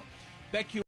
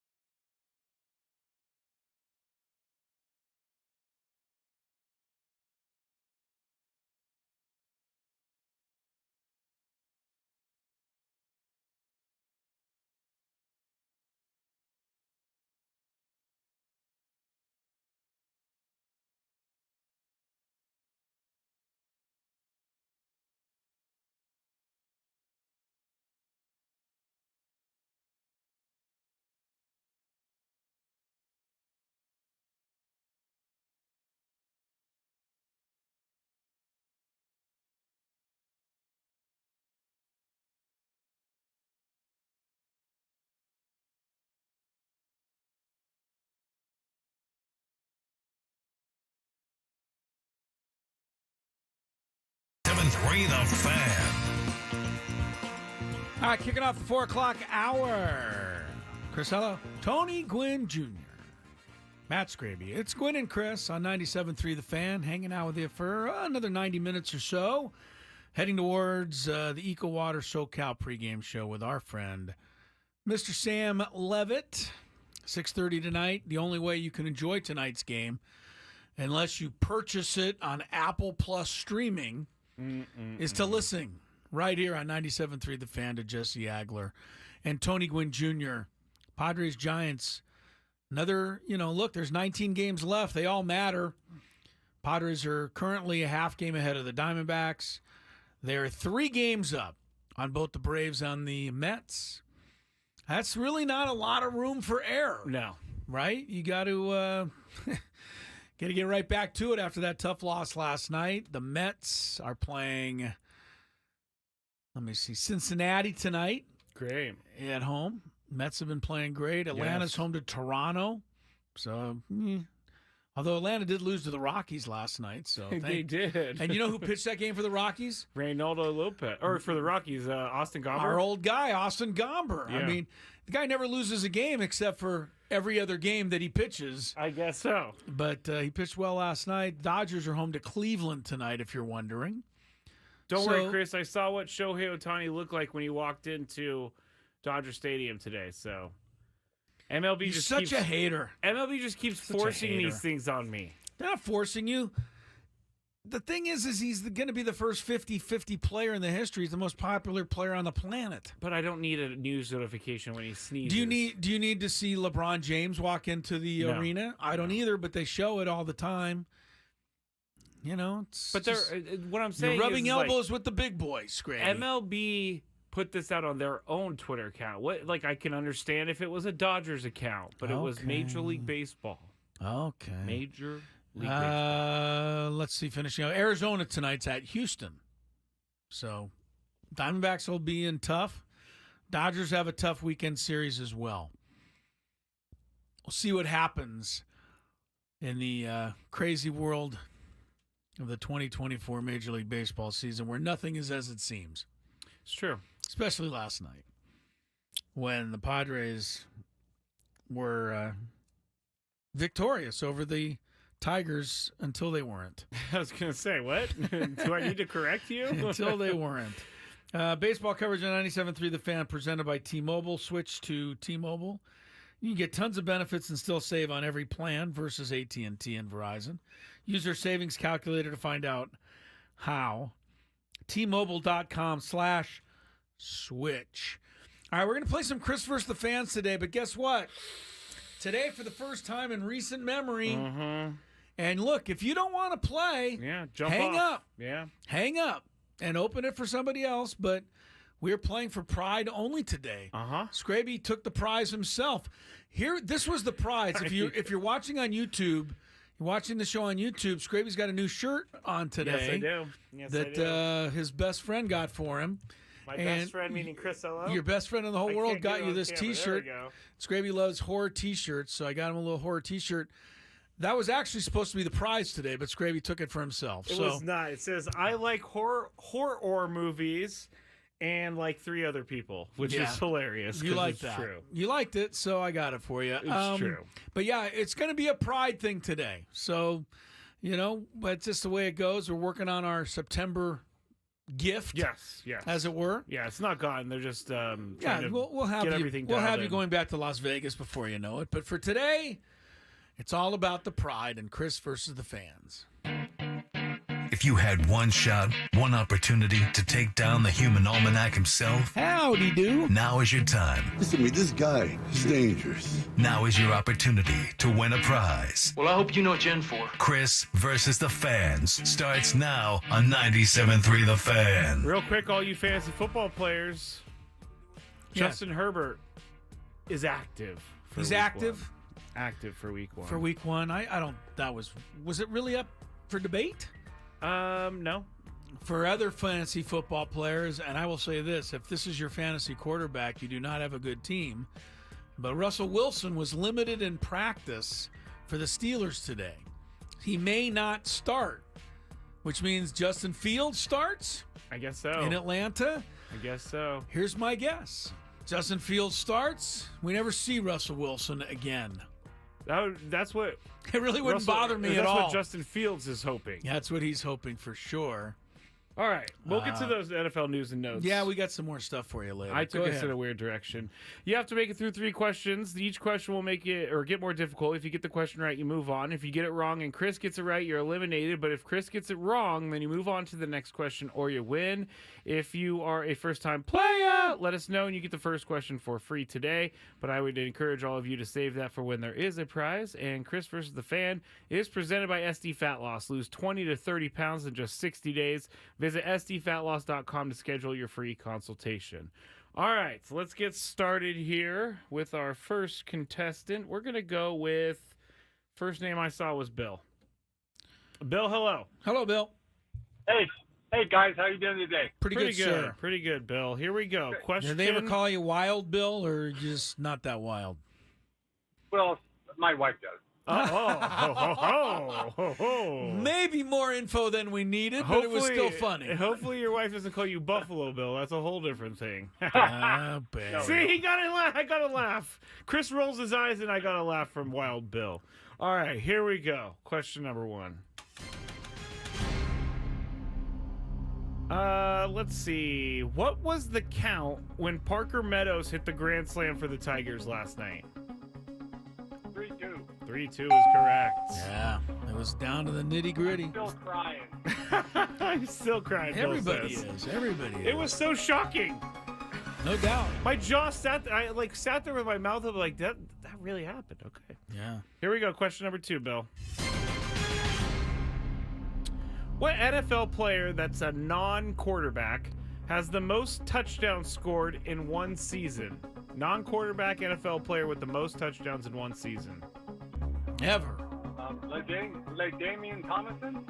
That is correct, Bill. I think he got it. Nice job. LT. 31 touchdowns. LT broke that record a while ago. It's held up. Yeah. I think it was 2008 would be my guess on that. I remember the Chargers went to San Francisco to play the 49ers. I was at the game. LT scored 4 touchdowns, and the 49ers didn't even have a shot. I'll be honest with you. Of all of the athletes I've met working in San Diego, and I know Tony's dad is way at the top of the list, and there's nobody going to beat him ever. LT is one of the greatest guys of all time. Yeah. One of the greatest guys. I mean, he did every interview. He just always had fun with it. Come on in and tell me I sent you. There he is. There he is. Very good, Scraby. All right, I really liked LT. Yeah, he was great. Yeah. Question number 3. This one I think is difficult, but before last night, Robert Suarez's last blown save came against which American League team? Wait. Oh, goodness gracious.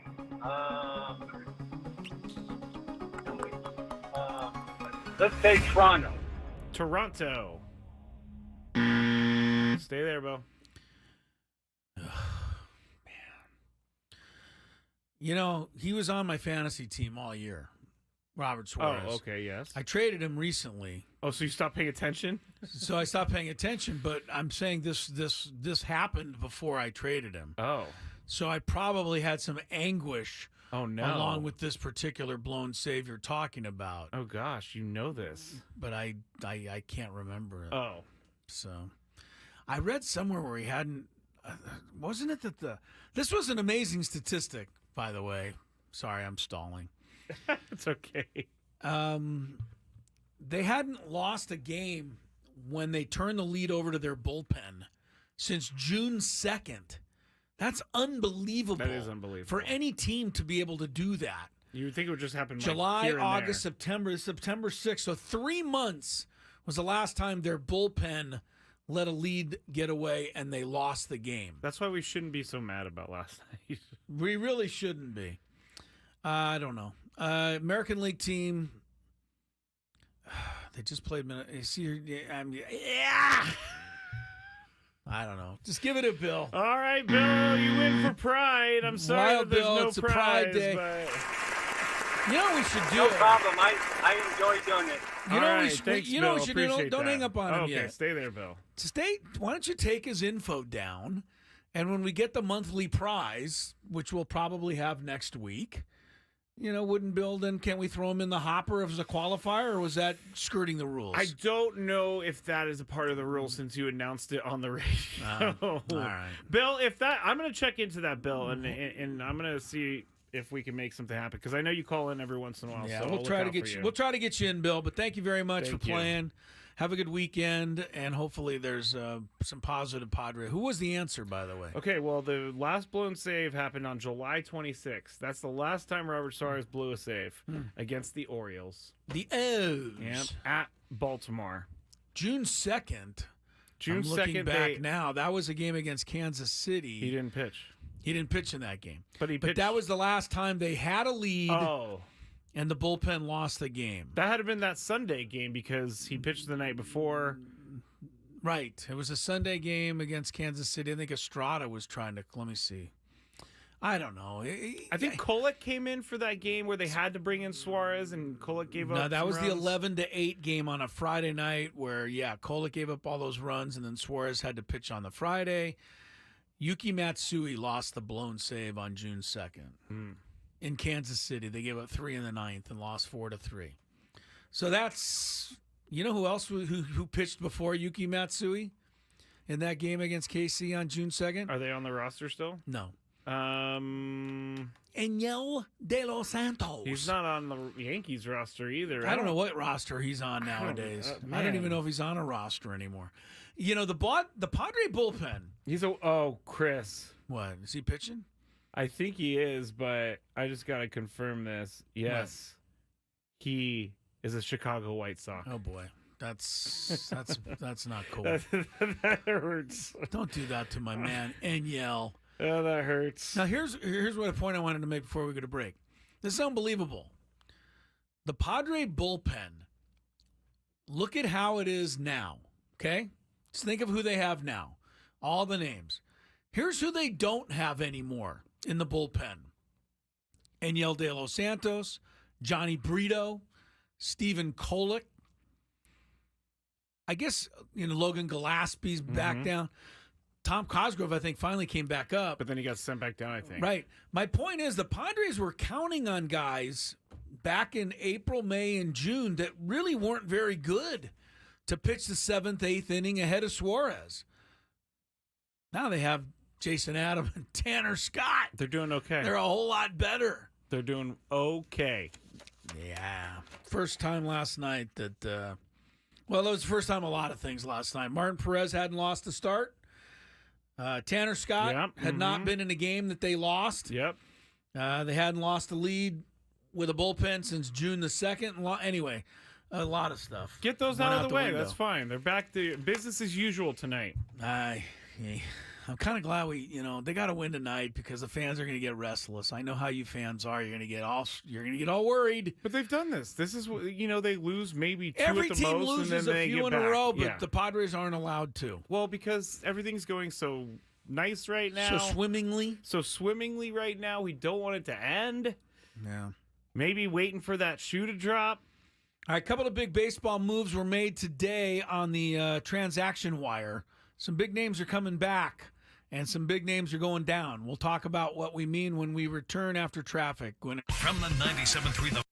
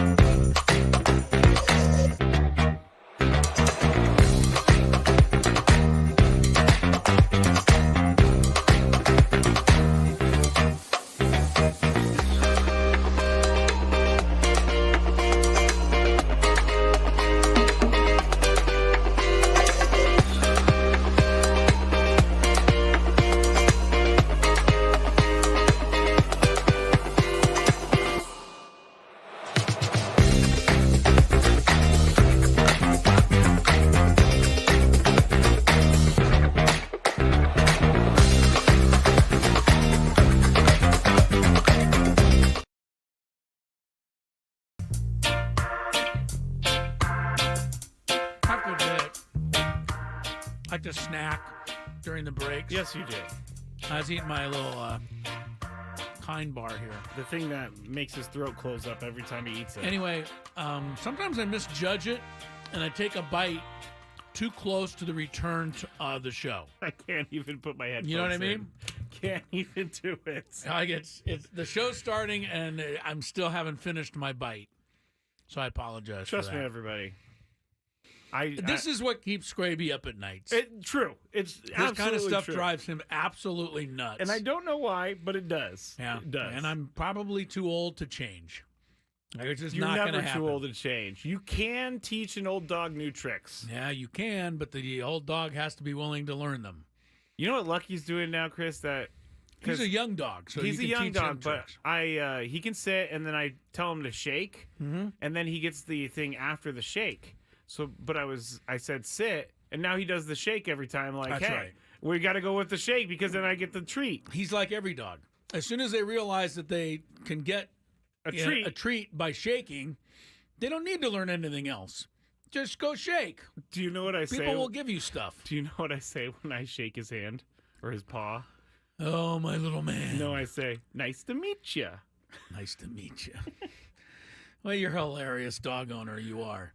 A couple of baseball notes. This is an interesting one because we think that we're the only team here in San Diego that, fans are clamoring at the GM to do certain things, and the GM doesn't always do it, and, AJ doesn't do what we want, and sometimes he does. I mean, this year's different because AJ's having a great GM season. He is, yeah. But you know what I mean.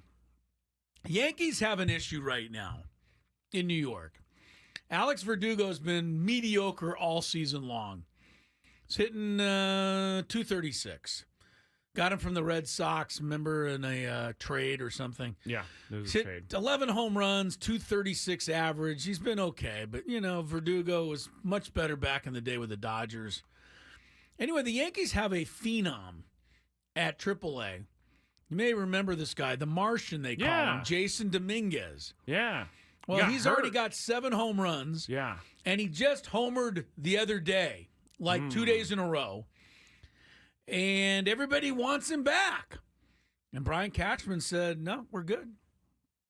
He said Jason's doing everything he needs to do right now in the minors, and Verdugo's playing a little bit better. So the evaluations that we're having say that giving us the best chance to win as of right now is staying with what we've got. Yankee fans, less than pleased. I'm with the Yankee fans on I this know. one. It's the point is it sounds like all the other fans. We does. have no patience of any kind, and every game matters. And don't forget, the Yankees are going back and forth for first place right now with the Orioles. So people want Jason Dominguez. Remember, he was I don't know for sure, but I'm pretty sure that A.J. Preller asked for him in the Juan Soto trade. Even if he had no chance to get him. Yeah, he wanted to get him, though. He wanted to get him because Jason Dominguez is like the superstar, right? He's 21. He's going to be incredible. For now, he stays in the minor leagues. Houston Astros get some good news today. And aren't we all happy when the Astros get good news? That good news is that Kyle Tucker, one of their star middle-of-the-order bats, has returned from the 60-day injured list. 3+ months, which was a small fracture in his right shin. Ow. He returns. Tucker's been an all-star each of the last 3 seasons. He's a power-hitting threat, etc. Had 19 home runs even before he got hurt. So the Astros just got a whole lot better today. Another team that got a whole lot better today, the Diamondbacks. Sorry to tell you. But Ketel Marte is back after his injury stint.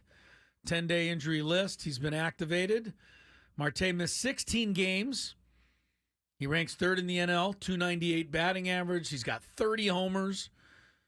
He was making a run for MVP before he got hurt. Now that case is being taken up for him by Francisco Lindor, who is kind of trying to chase down Shohei Ohtani. I'm sorry, you can't hit 262 and be Who, an Lindor? MVP. Yeah. Well, Marte's not hitting 260. He's hitting 298. No, that's what I'm saying. Lindor, let me see what he's hitting right now. So that's a big deal. Arizona's only half game, as you know, behind the Padres in that wild card race. They get their best player back today, really. Ketel Marte. The only 275 is the only good news I could say for the Padres on that is that the Diamondbacks got one of their best players back, but so did the Padres earlier this week with Fernando. So at least there's, we kind of matched it. Yeah. One team got considerably worse today. It may cost them a playoff position. We'll see. Philadelphia Phillies had to put third baseman Alex Bohm on the 10-day because of a left-hand strain. He's been out for about a week already. Phillies are trying to hold on. Well, first of all, they're competing with the Dodgers for the top seed. But at the same time, they're also trying to hold off the Brewers to make sure they get a bye in the first round.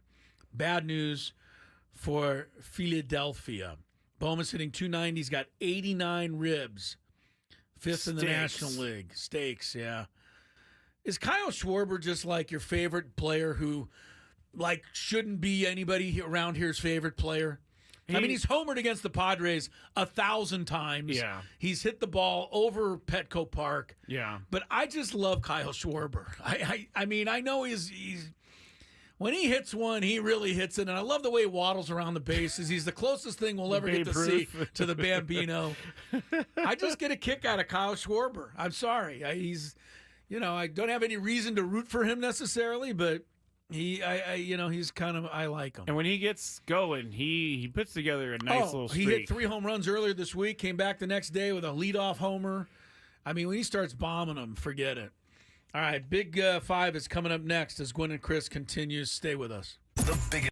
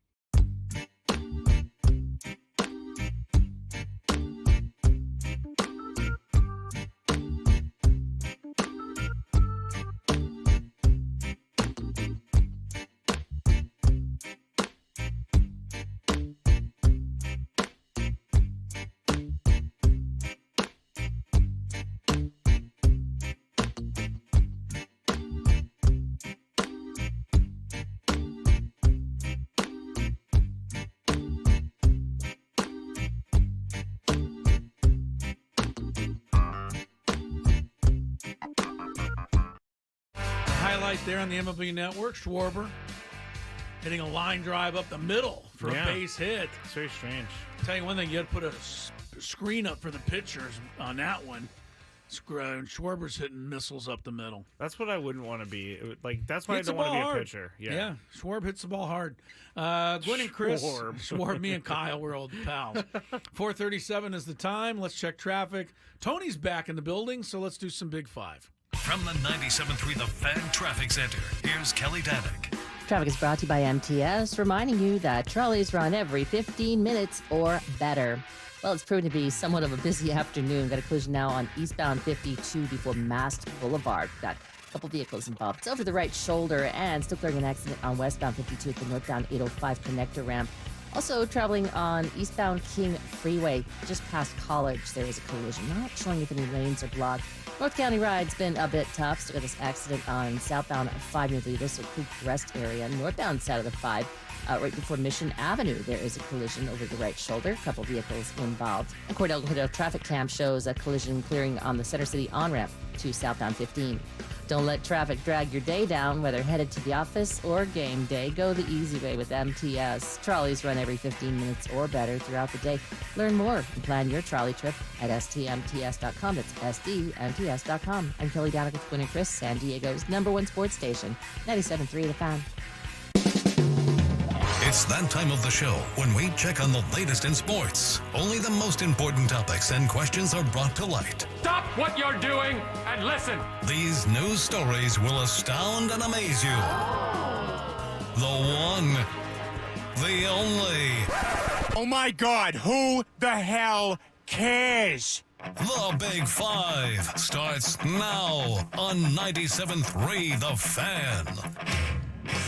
Now, I know we've talked about it a bunch today, but we're going to start off with a Robert Suarez question, and it's not about whether or not he should be removed as closer, as we've already said. It's ridiculous to think that. Number 5. But this is a question I got from someone on X, and I've seen it other places, so I'm going to bring it to the show. Robert Suarez's entrance is the topic of this. It's cool and everything, but some fans think it may be a little too much for him.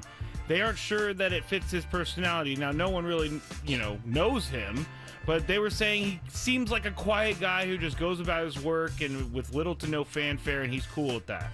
So this whole entrance thing maybe is throwing him off. Chris, do you think Robert Suarez is throwing him off?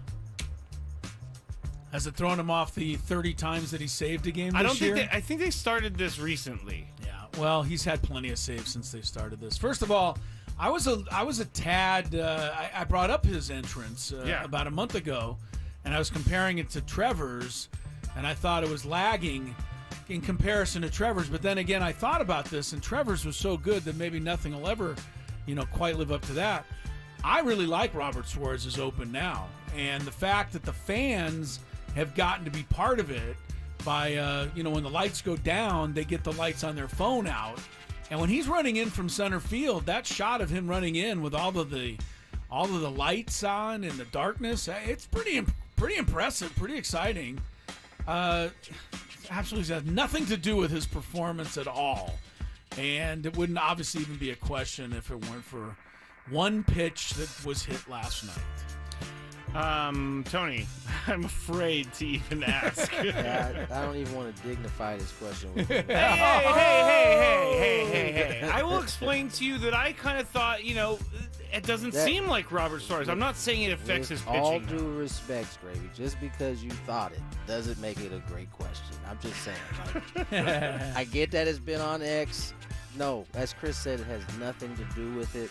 His performance, I think it's kind of cool. I don't think it reaches the level of Trevor's, but that doesn't make it not cool.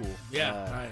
I've at least on multiple occasions thought about recording it from here because it is so cool, but then I get to it too late and then it's like that. It's over. It looks good. I mean, they have the guy that runs. I love the guy who runs in behind him. The camera guy? The camera guy who runs in behind him, and then they go to that camera, and then all of a sudden, that was me.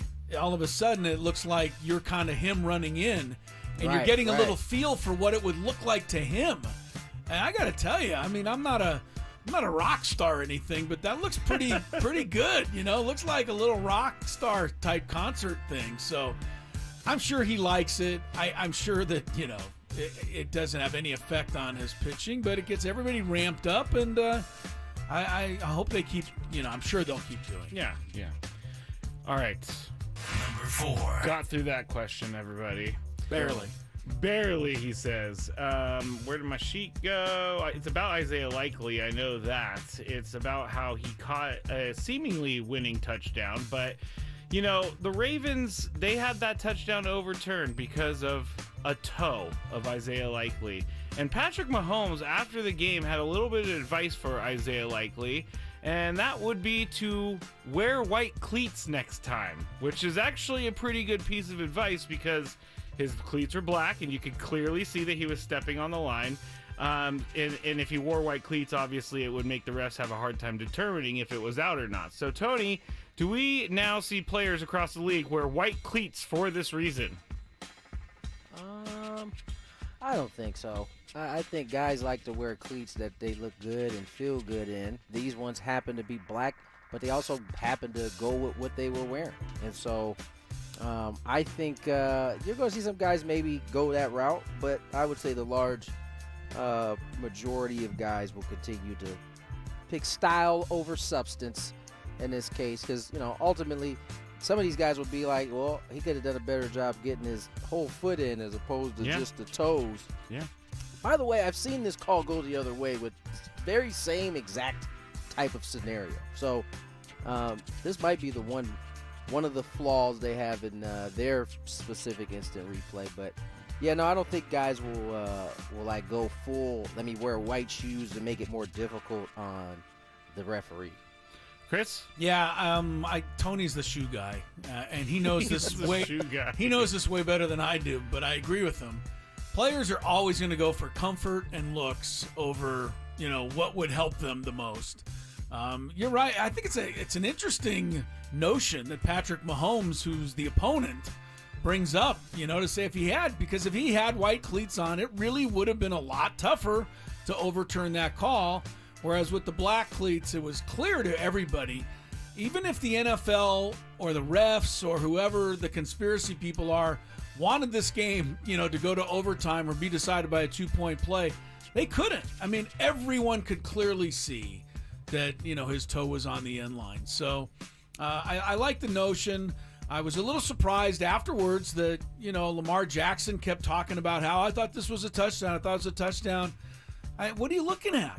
There's no way it was a touchdown. I mean, I understand why you wanted it to be a touchdown, but unfortunately it wasn't. It was what it was another unbelievable finish to an NFL game, which we talked about earlier. And this is what the league seems to get every single time out, and this is why we all watch. Yes, it was very exciting. The other thing I noticed, too, on the play, guys, the replay has gotten absurdly good now. It has. I mean, how many camera angles did they have that showed his toe being on the line? Like 5 different angles. And they're like super HD. Right. So there is nowhere to hide anymore. I mean, they're going to be able to spot it. Number 3.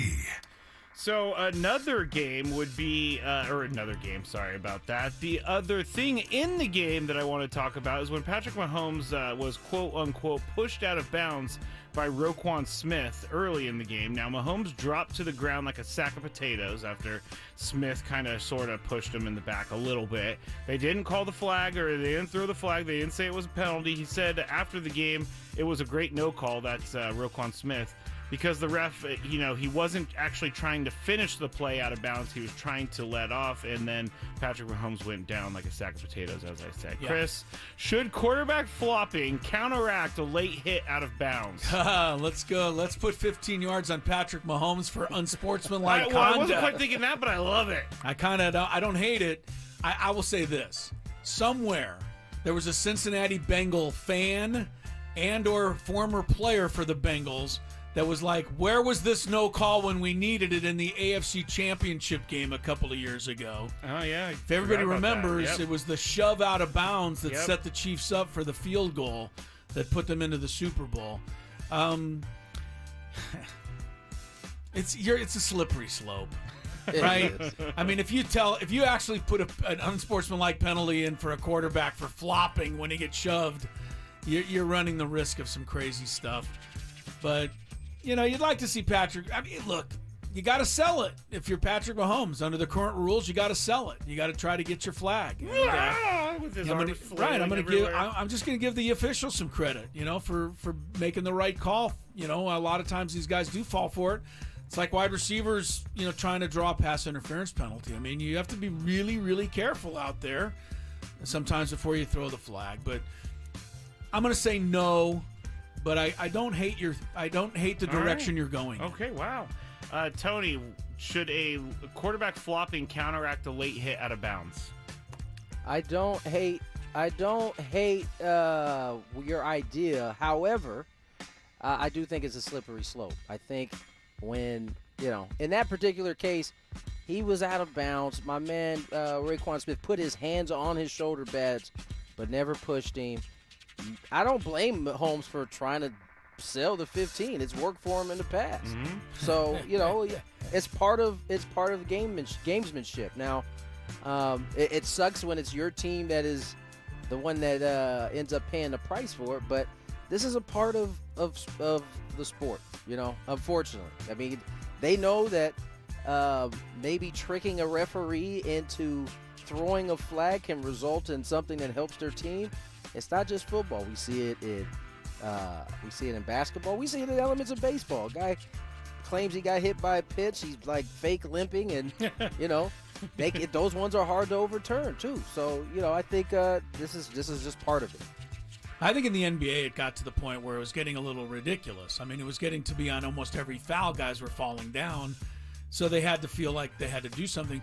But I would say this, and I don't know if you agree with me, Tony, watching the NBA and college, which has the flopping rule, and by the way, high school is putting the flopping rule in, making it almost impossible on us referees. In basketball? But they don't get it right 90% of the time anyway. It's a really difficult one to call. So even though they've got the rule in the NBA, I think they only are able to get it right about half the time. It's the bad acting jobs that they end up docking the obvious ones where it's like, bro, that he was like 15 feet away from you. You jumped across the whole floor over here. Yeah, no, that's a tough call for sure. I mean, when Shaquille O'Neal was coming down the lane, how could you not get knocked onto the floor? No, I mean, how are you supposed to call a flop on some guy? No, you can't because you were getting run over by a truck. So that would be scary. That'd be like calling a defensive back for flopping when Derrick Henry runs into them. It's not right. That would be scary if Shaq was just running at you in his heyday. Number 2. Tom Brady makes his Fox football debut this Sunday. No one really knows what we're going to get from Tom Brady. There were no preseason warm-ups, and there are restrictions put on Tom Brady because he's a partial owner in the NFL, so he's not even allowed to go into production meetings with players to find out information and anything like that. But, Tony, what do you expect from Tom Brady in his first game as an analyst? I don't know that he'll actually enjoy this job as much as he thinks he does with all these stipulations on it, right? Because one of the fun parts about the job agree, Tony, is like you get to go down and get the inside access. And talk I know, to people, right? stay a and part of the game. He's still pretty fresh from the game, so he may be able to do that for a little bit, and it still be okay by him. But I mean, what I do know about Tom Brady is he's insanely driven, and I can't imagine him like kind of halfway doing this job. You know what I'm saying? So, to me, he's either gonna want to be an owner, or he's gonna want to do this. And my guess is probably a little more money at being an owner.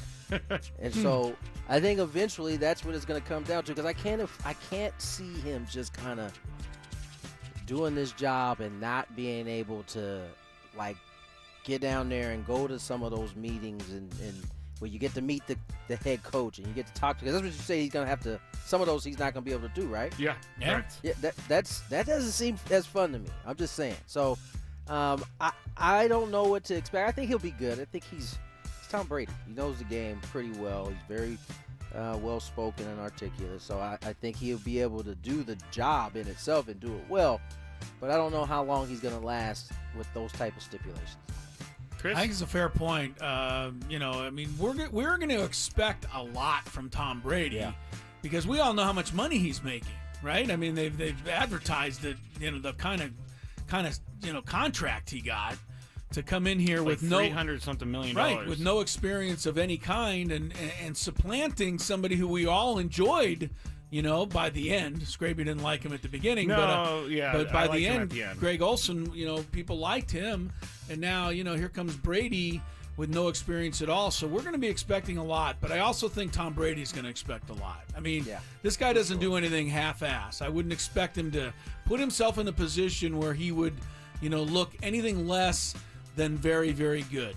But having said that, I think the fact that he can't get access is going to, like Tony said, it's going to be a big factor. He's not going to have the same insight. He might be able to guess on a few things, but he's not going to know, and he's not going to be able to bring us the same insight that other guys are going to. So I think he's going to have to decide. Does he want to be an owner? Or does he want to be on TV? Because I really don't think you can be both and do it well. Tony, forgive me if I'm speaking out of school, but one of the reasons you love your job that you have now is because you get to stay in the baseball world and you're talking with the guys and you feel like you're a part of things. 100%. I think that is so valuable in you being able to do your job right. Now, it doesn't mean you need to have a conversation with it. Or in our sport, we plan every day, right? So I don't need to go down there and have a conversation every day with them. And they probably get tired of me after a while. So like, here comes Tony. I don't know.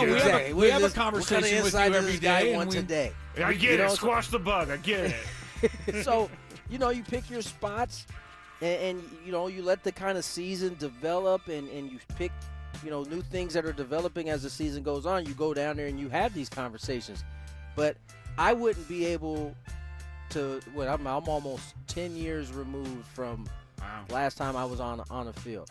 I don't know that at this point, especially the way the game has changed since 2015, that I would be able to talk to the people who are listening in a way that is compelling and that makes them want to listen. If I wasn't able to, if I was just like showing up to the field, doing this show with you guys, and then just staying in this booth like every day, all day, like prison. Besides it being prison, you feel further and further away. And so, as I said, he's 3 years removed now.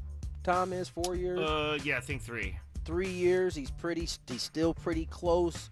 He's still, guys they still know who Tom Brady is at this point. He'll be fine, but I think as he gets further and further away, it's going to be tougher.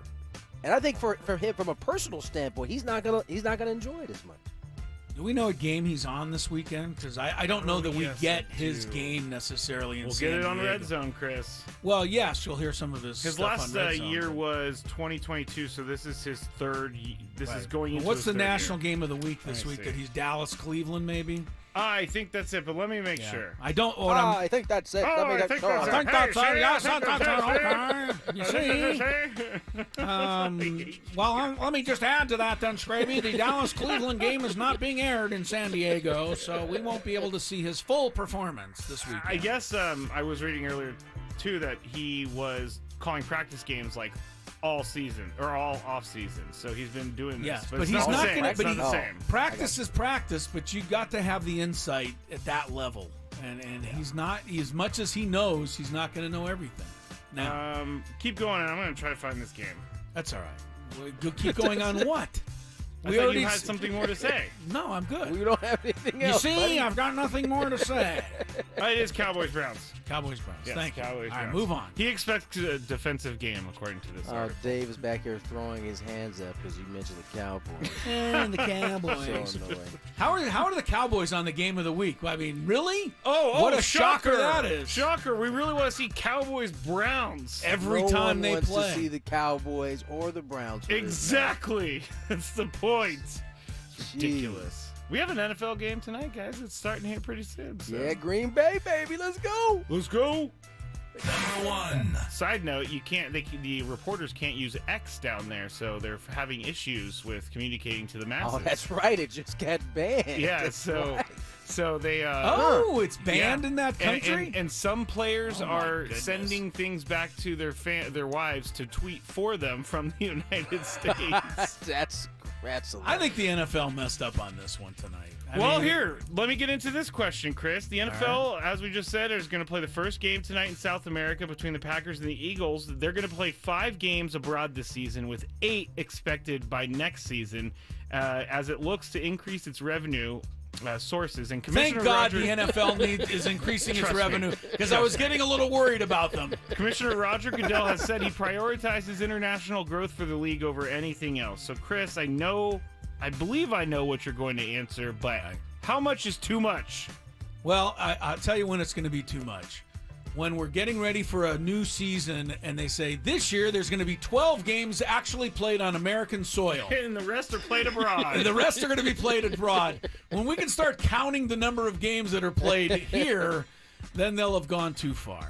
But that's a good point. I just, this whole thing with the dangerous, the green coloring, and I just don't know that anyone's going to be comfortable down there tonight. And The green, you're not supposed to wear green, even though the NFL swears it's not a big deal, but other people do swear it is a big deal. Everyone swears that if you wear green in Sao Paulo, Brazil, you become a target of violence. Oh, I don't think Tony wasn't on that big 5. Yeah, maybe you didn't hear that, Tony. Slay was saying that he doesn't even want to go, and then he'd backtrack quickly after the team probably talked to him. No, but they were saying that if you wear green in that particular part of the world, you become a target. Yeah. For violence, and the joke is that both the Packers and the Eagles wear green. Who is saying that? It was just Is this rolling around on X? It's not like a rumor. Remember when Josh Jacobs said that the NFL told him that, and then the NFL came out and said, no, we didn't tell him that. But the only reason Josh Jacobs knew about green had to be because the NFL told him that, right? It was a thing. It was a thing, Tony. It was not a Scraby made up thing. Thank you. Finally, Yeah, no, I'm not sticking up for sorry, Scraby on I this wasn't one. insinuating that you made that up. I make very bad points all the time, but this is I'm not one saying of them. that. I'm saying that I don't know who. I just would like to know where the source of this came from. Is this from Josh Jacobs basically saying that we can't wear green, and then everybody assuming the NFL told him that? It's Josh Jacobs heard it from somewhere that he felt compelled enough to tell everybody he was nervous about going down there, and from there, that's kind of taken on a bit of a life of its own. Because the Eagles are wearing their black jerseys. Oh, they are? No, Yeah, they're they not. are. Oh, so they didn't mess white. around with the green. The Eagles are wearing white? I thought I read that They're wearing black. white with black pants, black helmet. Oh, there we go. Okay. Packers are wearing green. I guess jerseys Packers mean are the wearing top, right? Yeah. Jerseys Okay. are the top. Uniform is the whole ensemble. Jerseys are jersey is another I word don't for even know where we're at in this. on what Tony, number when is we're enough on? too much? We're probably at the. I think we're probably at the limit right now. Ooh. I think that's where why do you need to have more games than you have there now? 8 games this year is a lot. That's year, a lot. next year. That's next a year. ton. 5 Or years. next year. 5 How many games. this year? 6? 5. 5. No. All right, 8. I get 8 will be the max then. That should be the max. I don't think it will be the max. I mean, pretty soon we're going to be going to countries that are, we're not familiar with at all. Yeah. Today from Nepal Kathmandu. at Kathmandu Stadium. You know that they're going to have games in China. You know it. I'm not going to make I don't know. You know it, Chris. I know they would like to. I don't know that that's... Why not, Tony? What would China want the games there? I mean, I don't know. That's a good question. I'm wading into waters I have no Yes, you idea are. about. World topics are not Roll, really. roll it That's back. not our Roll it strong back suit. there, Not our strong suit. at George all. Stephanopoulos. Great call. I love him. He's so good. He's so good. All right, that's it for the. That was it? I thought that was number 2. Are you sure? What is wrong with me? Yeah. No, that's it. Oh, okay. Yeah, that's it. I was like, am I really that crazy that I forgot about a whole topic? When we get back, we'll set you up for this series between the Padres and the Giants here on 97.3 The Fan. Tony Gwynn Jr.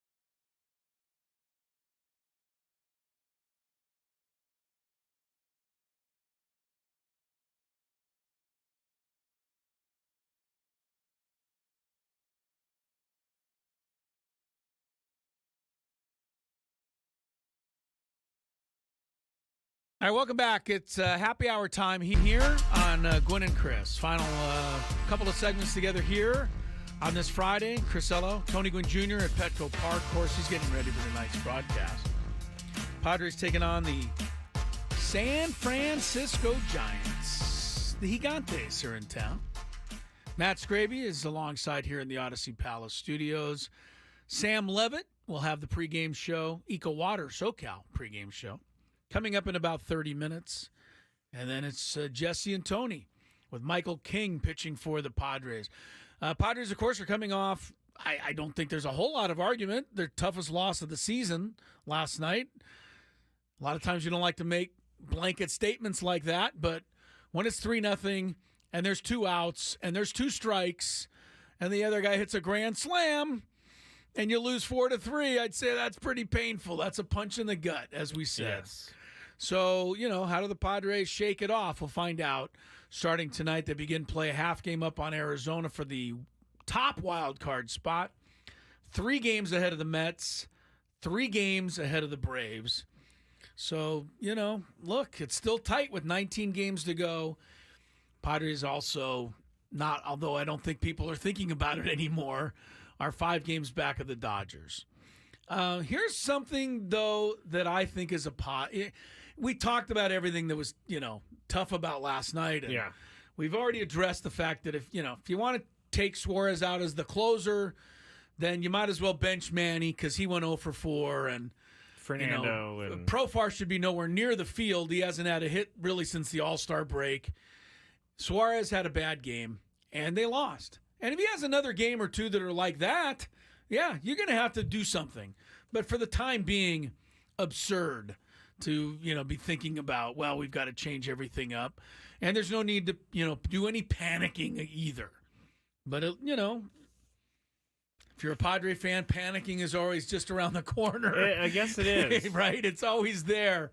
But here's something that I saw last night at the ball game that I think other people have already mentioned it a little bit. I don't know that it's been out there in more of a widespread thing. And I really think it's an example of one of the reasons why this Padre team is as good as they are.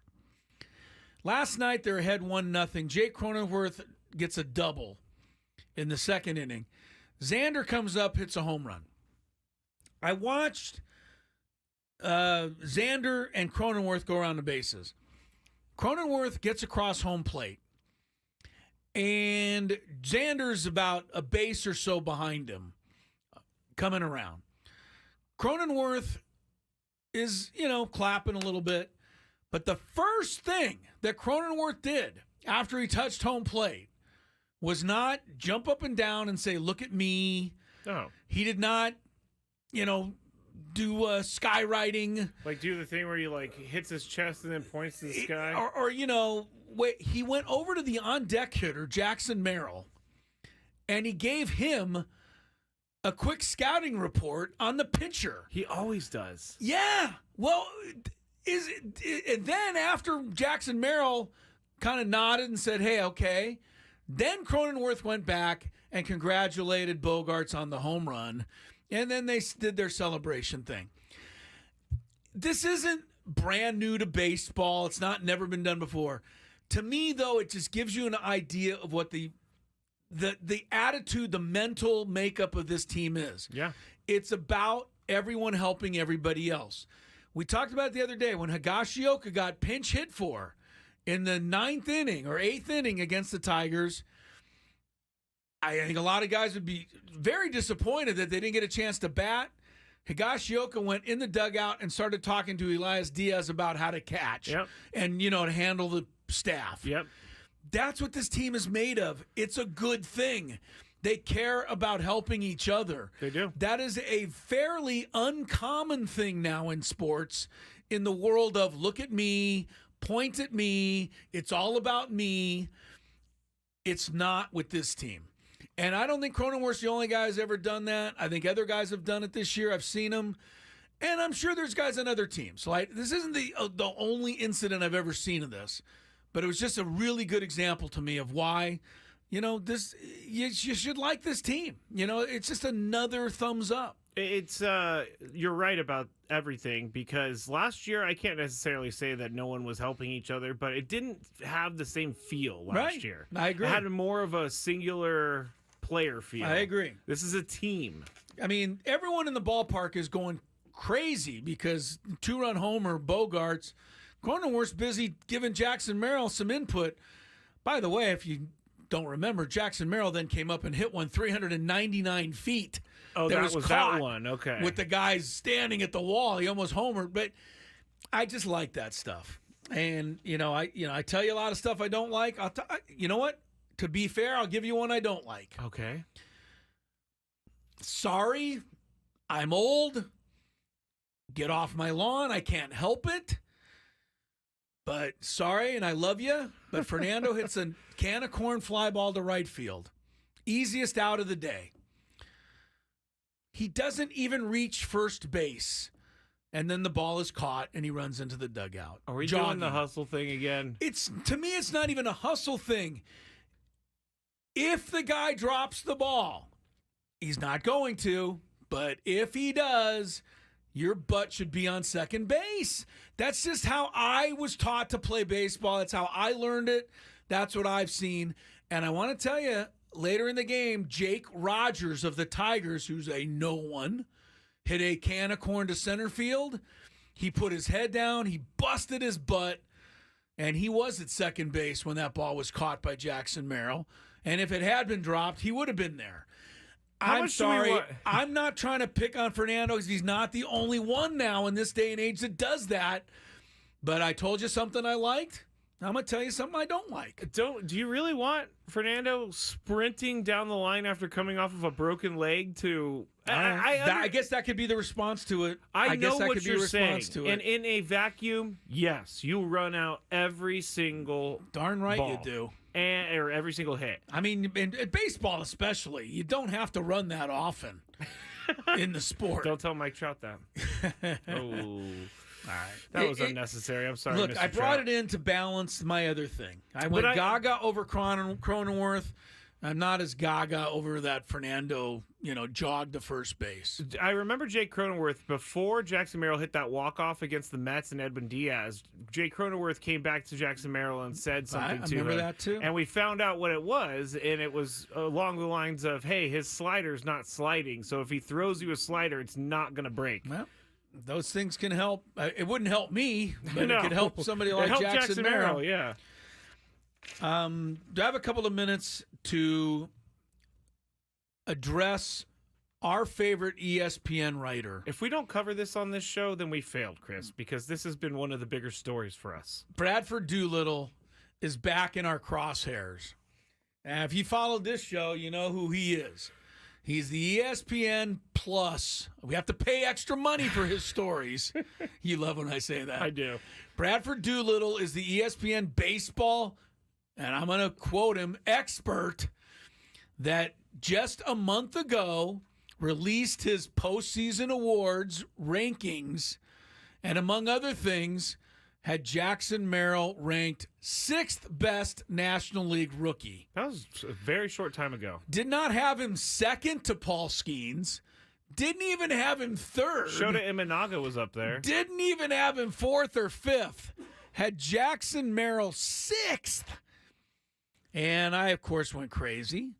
And I, of course, called him every name in the book. But mostly it just, to me, it was embarrassing. You are the ESPN, which is a pretty well reputable organization. You're their baseball expert, and really, your numbers tell you that Jackson Merrill was only the 6th best rookie.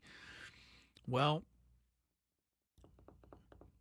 Bradford Doolittle has finally seen the light. Today, his new rankings came out for the awards. Jackson Merrill has moved past everyone, and now he is first. And I think Adam Klug, our program director, sent us this. He wanted to make sure I didn't miss it. Guess what, Adam? I didn't miss it. I had seen it already. But Adam sent it to me and said, hey, you got to give Bradford Doolittle, credit. He's come around. I am not giving him a shred of credit. Me neither. I cannot give a shred of credit to somebody that was stupid enough to have Jackson Merrill 6th last month. And just because they have him first now, basically he's admitting how wrong and how completely bamboozled and off base he was just a month ago. Now, when he makes his explanation or writes his explanation of what goes into him putting Jackson Merrill first now, he doesn't even really say that Jackson Merrill deserves it. He just puts a bunch of numbers like he. It's a bunch of gobbledygook that I don't even understand. He improved his overall AX rating from 71st to 23rd. Yeah, I know. He's a top 10 into other awards. And nowhere. Here's the biggest thing that's not here. Nowhere here does it say that last month I was stupid enough to put Jackson Merrill 6th. That's what you should write. The keep an eye on. He still had to put this in there. Skeens has been the front runner for this honor for most of the summer, and he hasn't done anything to lose that status. It's just that Jackson Merrill has come on like gangbusters. I don't care. Bradford Doolittle is not going to be deciding the Rookie of the Year. I guess he may have one vote. He may. Apparently now that vote will finally go to Jackson Merrill. But if he's looking for me to jump up and down and pat him on the back because he righted something that was so egregiously wrong a month ago, he can forget it. I'm not giving into that. I would almost rather him stick to his guns and say, I still think Paul Skeens is the Rookie of the Year. Don't disagree with you. Don't disagree with you, because he says it there. Paul Skeens hasn't done anything to lose the title. It's Stay just with Jackson Paul Merrill's been better. Stay with everybody that's wanted Paul Skeens all year. We don't need you on the Jackson Merrill ballot. You had him 6th. I mean, that was pretty egregious. It was so bad. Especially because this happened after a lot of the heroics. He was already leading every rookie in every category. And I believe it was right around the time that he did his, tying home run stuff. Yeah. And we called up the article like, Jackson Merrill's got to be right there. All right. Nope. Bradford Doolittle still... Okay, stop right there. Still probably doesn't want to be on our show. I was going to say, he never got back to me. He never got back to us last time. Ever. Maybe he'll come on this time now that he's put him first. Maybe. He'll think that we're going to come on and compliment him. And we're just going to crush him. And we're going to rip him. All right, take a break. Our Friar Friday interview will lead us into Padre baseball. Nice young guy, Alek Jacob, a right-hander from the Padre bullpen. Get a chance to meet him before the pregame show. Stick around. From the 97.3 The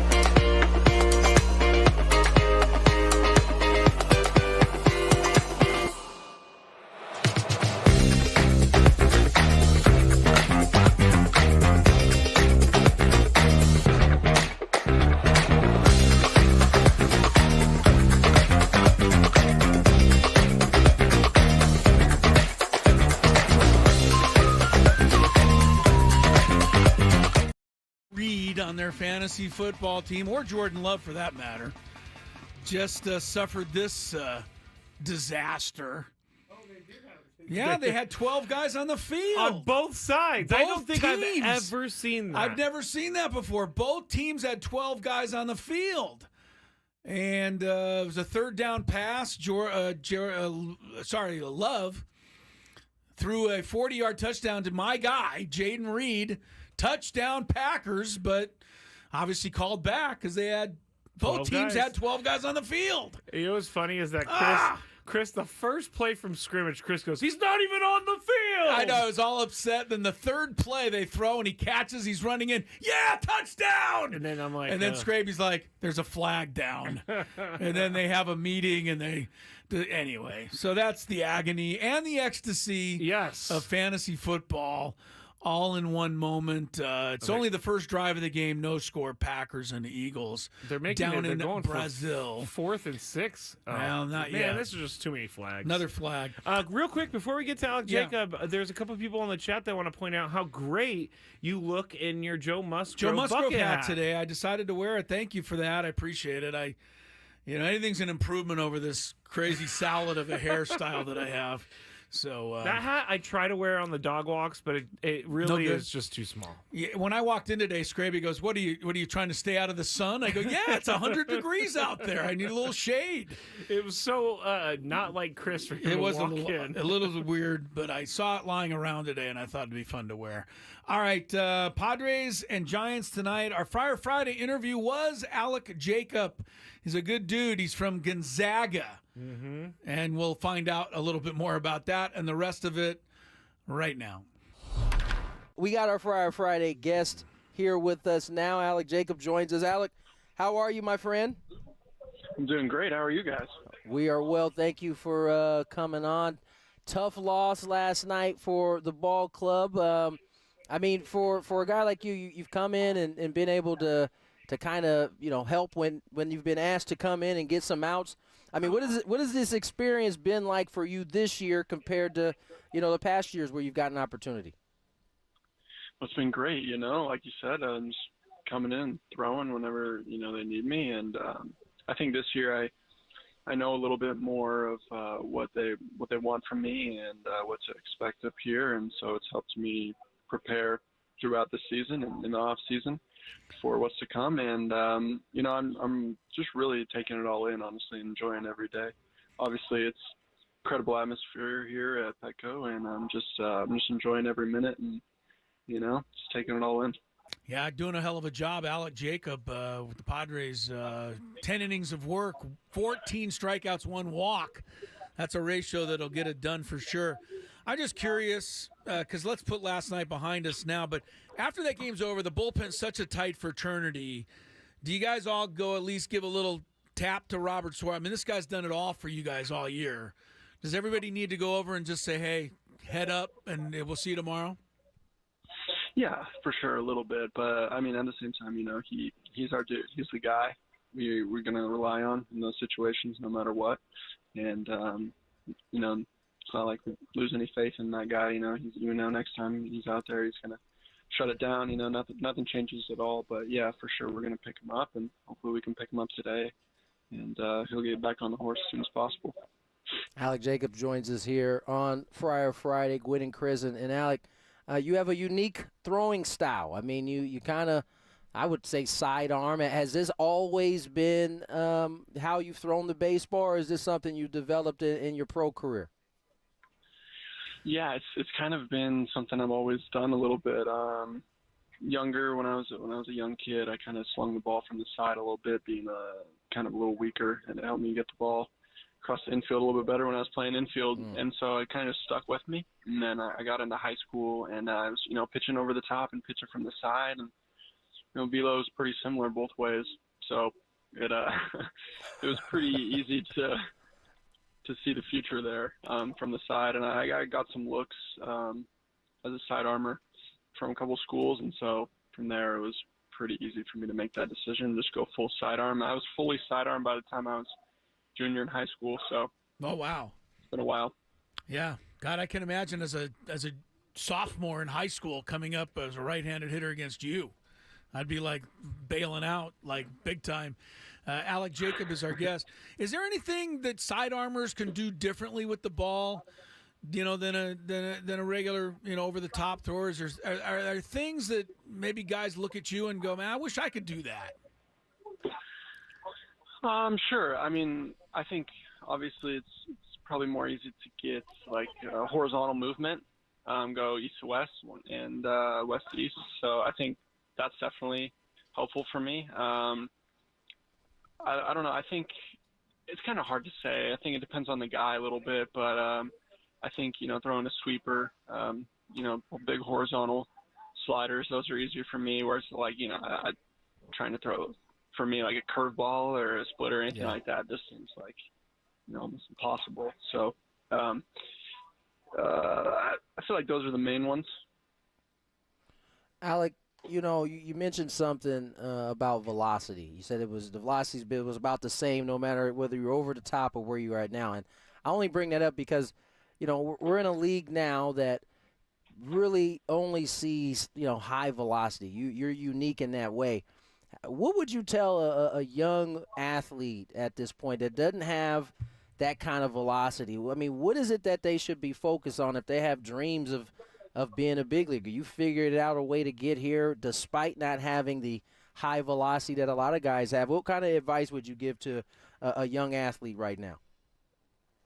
Yeah, that's a great question. I would say just, find other ways to, make it work. And, there's plenty of ways to do that. Obviously, for me, I throw sidearm, and that makes it a little bit more deceptive. But I think there's a lot of things, you can have incredible command and get guys out that way. And, that kind of pitcher may seem a little bit lost nowadays. But I definitely think that it's still, a possibility. And I've done plenty of different things throughout my career to try and find a way to get a hitter off balance, like messing with timing on the mound and changing different arm slots. Like I've really just tried to get creative. And I think that's helped me a lot. Just understanding partially like my ability and who I am as a pitcher and like what I do well, and then also just trying to be uncomfortable to the hitter. Like, how can I do something that the hitter's not going to like, and how can I keep him off balance? Those have all been things that I've thought about throughout my career and like talked to hitters about, just like, what do you guys hate that I do? And kind of just got from there. That's smart. Alek Jacob is with us. Alek, appreciate the time. Last thing for me, you went to Gonzaga and Spokane, Washington. So you played in San Diego, I'm sure, against USD. How much does it drive you crazy when somebody says, "Hey, how was life at Gonzaga?" When they totally box the name of the school. Yeah, I mean, after a while now, I've kind of gotten used to it. But, you think with the basketball team's success, it's like, I know. Man, you really think that everyone would have it down by now. But, yeah, I'm really hopeful for them this year, too. They really got a good team, it looks like, hoping that they can finally, get that ring that they've been chasing. Well, hopefully you guys can get the same thing with the Padres. Alek, thanks so much for your time. Absolutely. Enjoyed catching up with you and look forward to seeing you out at the ballpark. Thank you, Alek. Yeah, thanks for having me. I appreciate you guys. Awesome job, Alek Jacob there. Good Friday interview with Mr. Alek Jacob. We have another minute or so left. We'll update you on the football game. Packers had a touchdown taken off the board.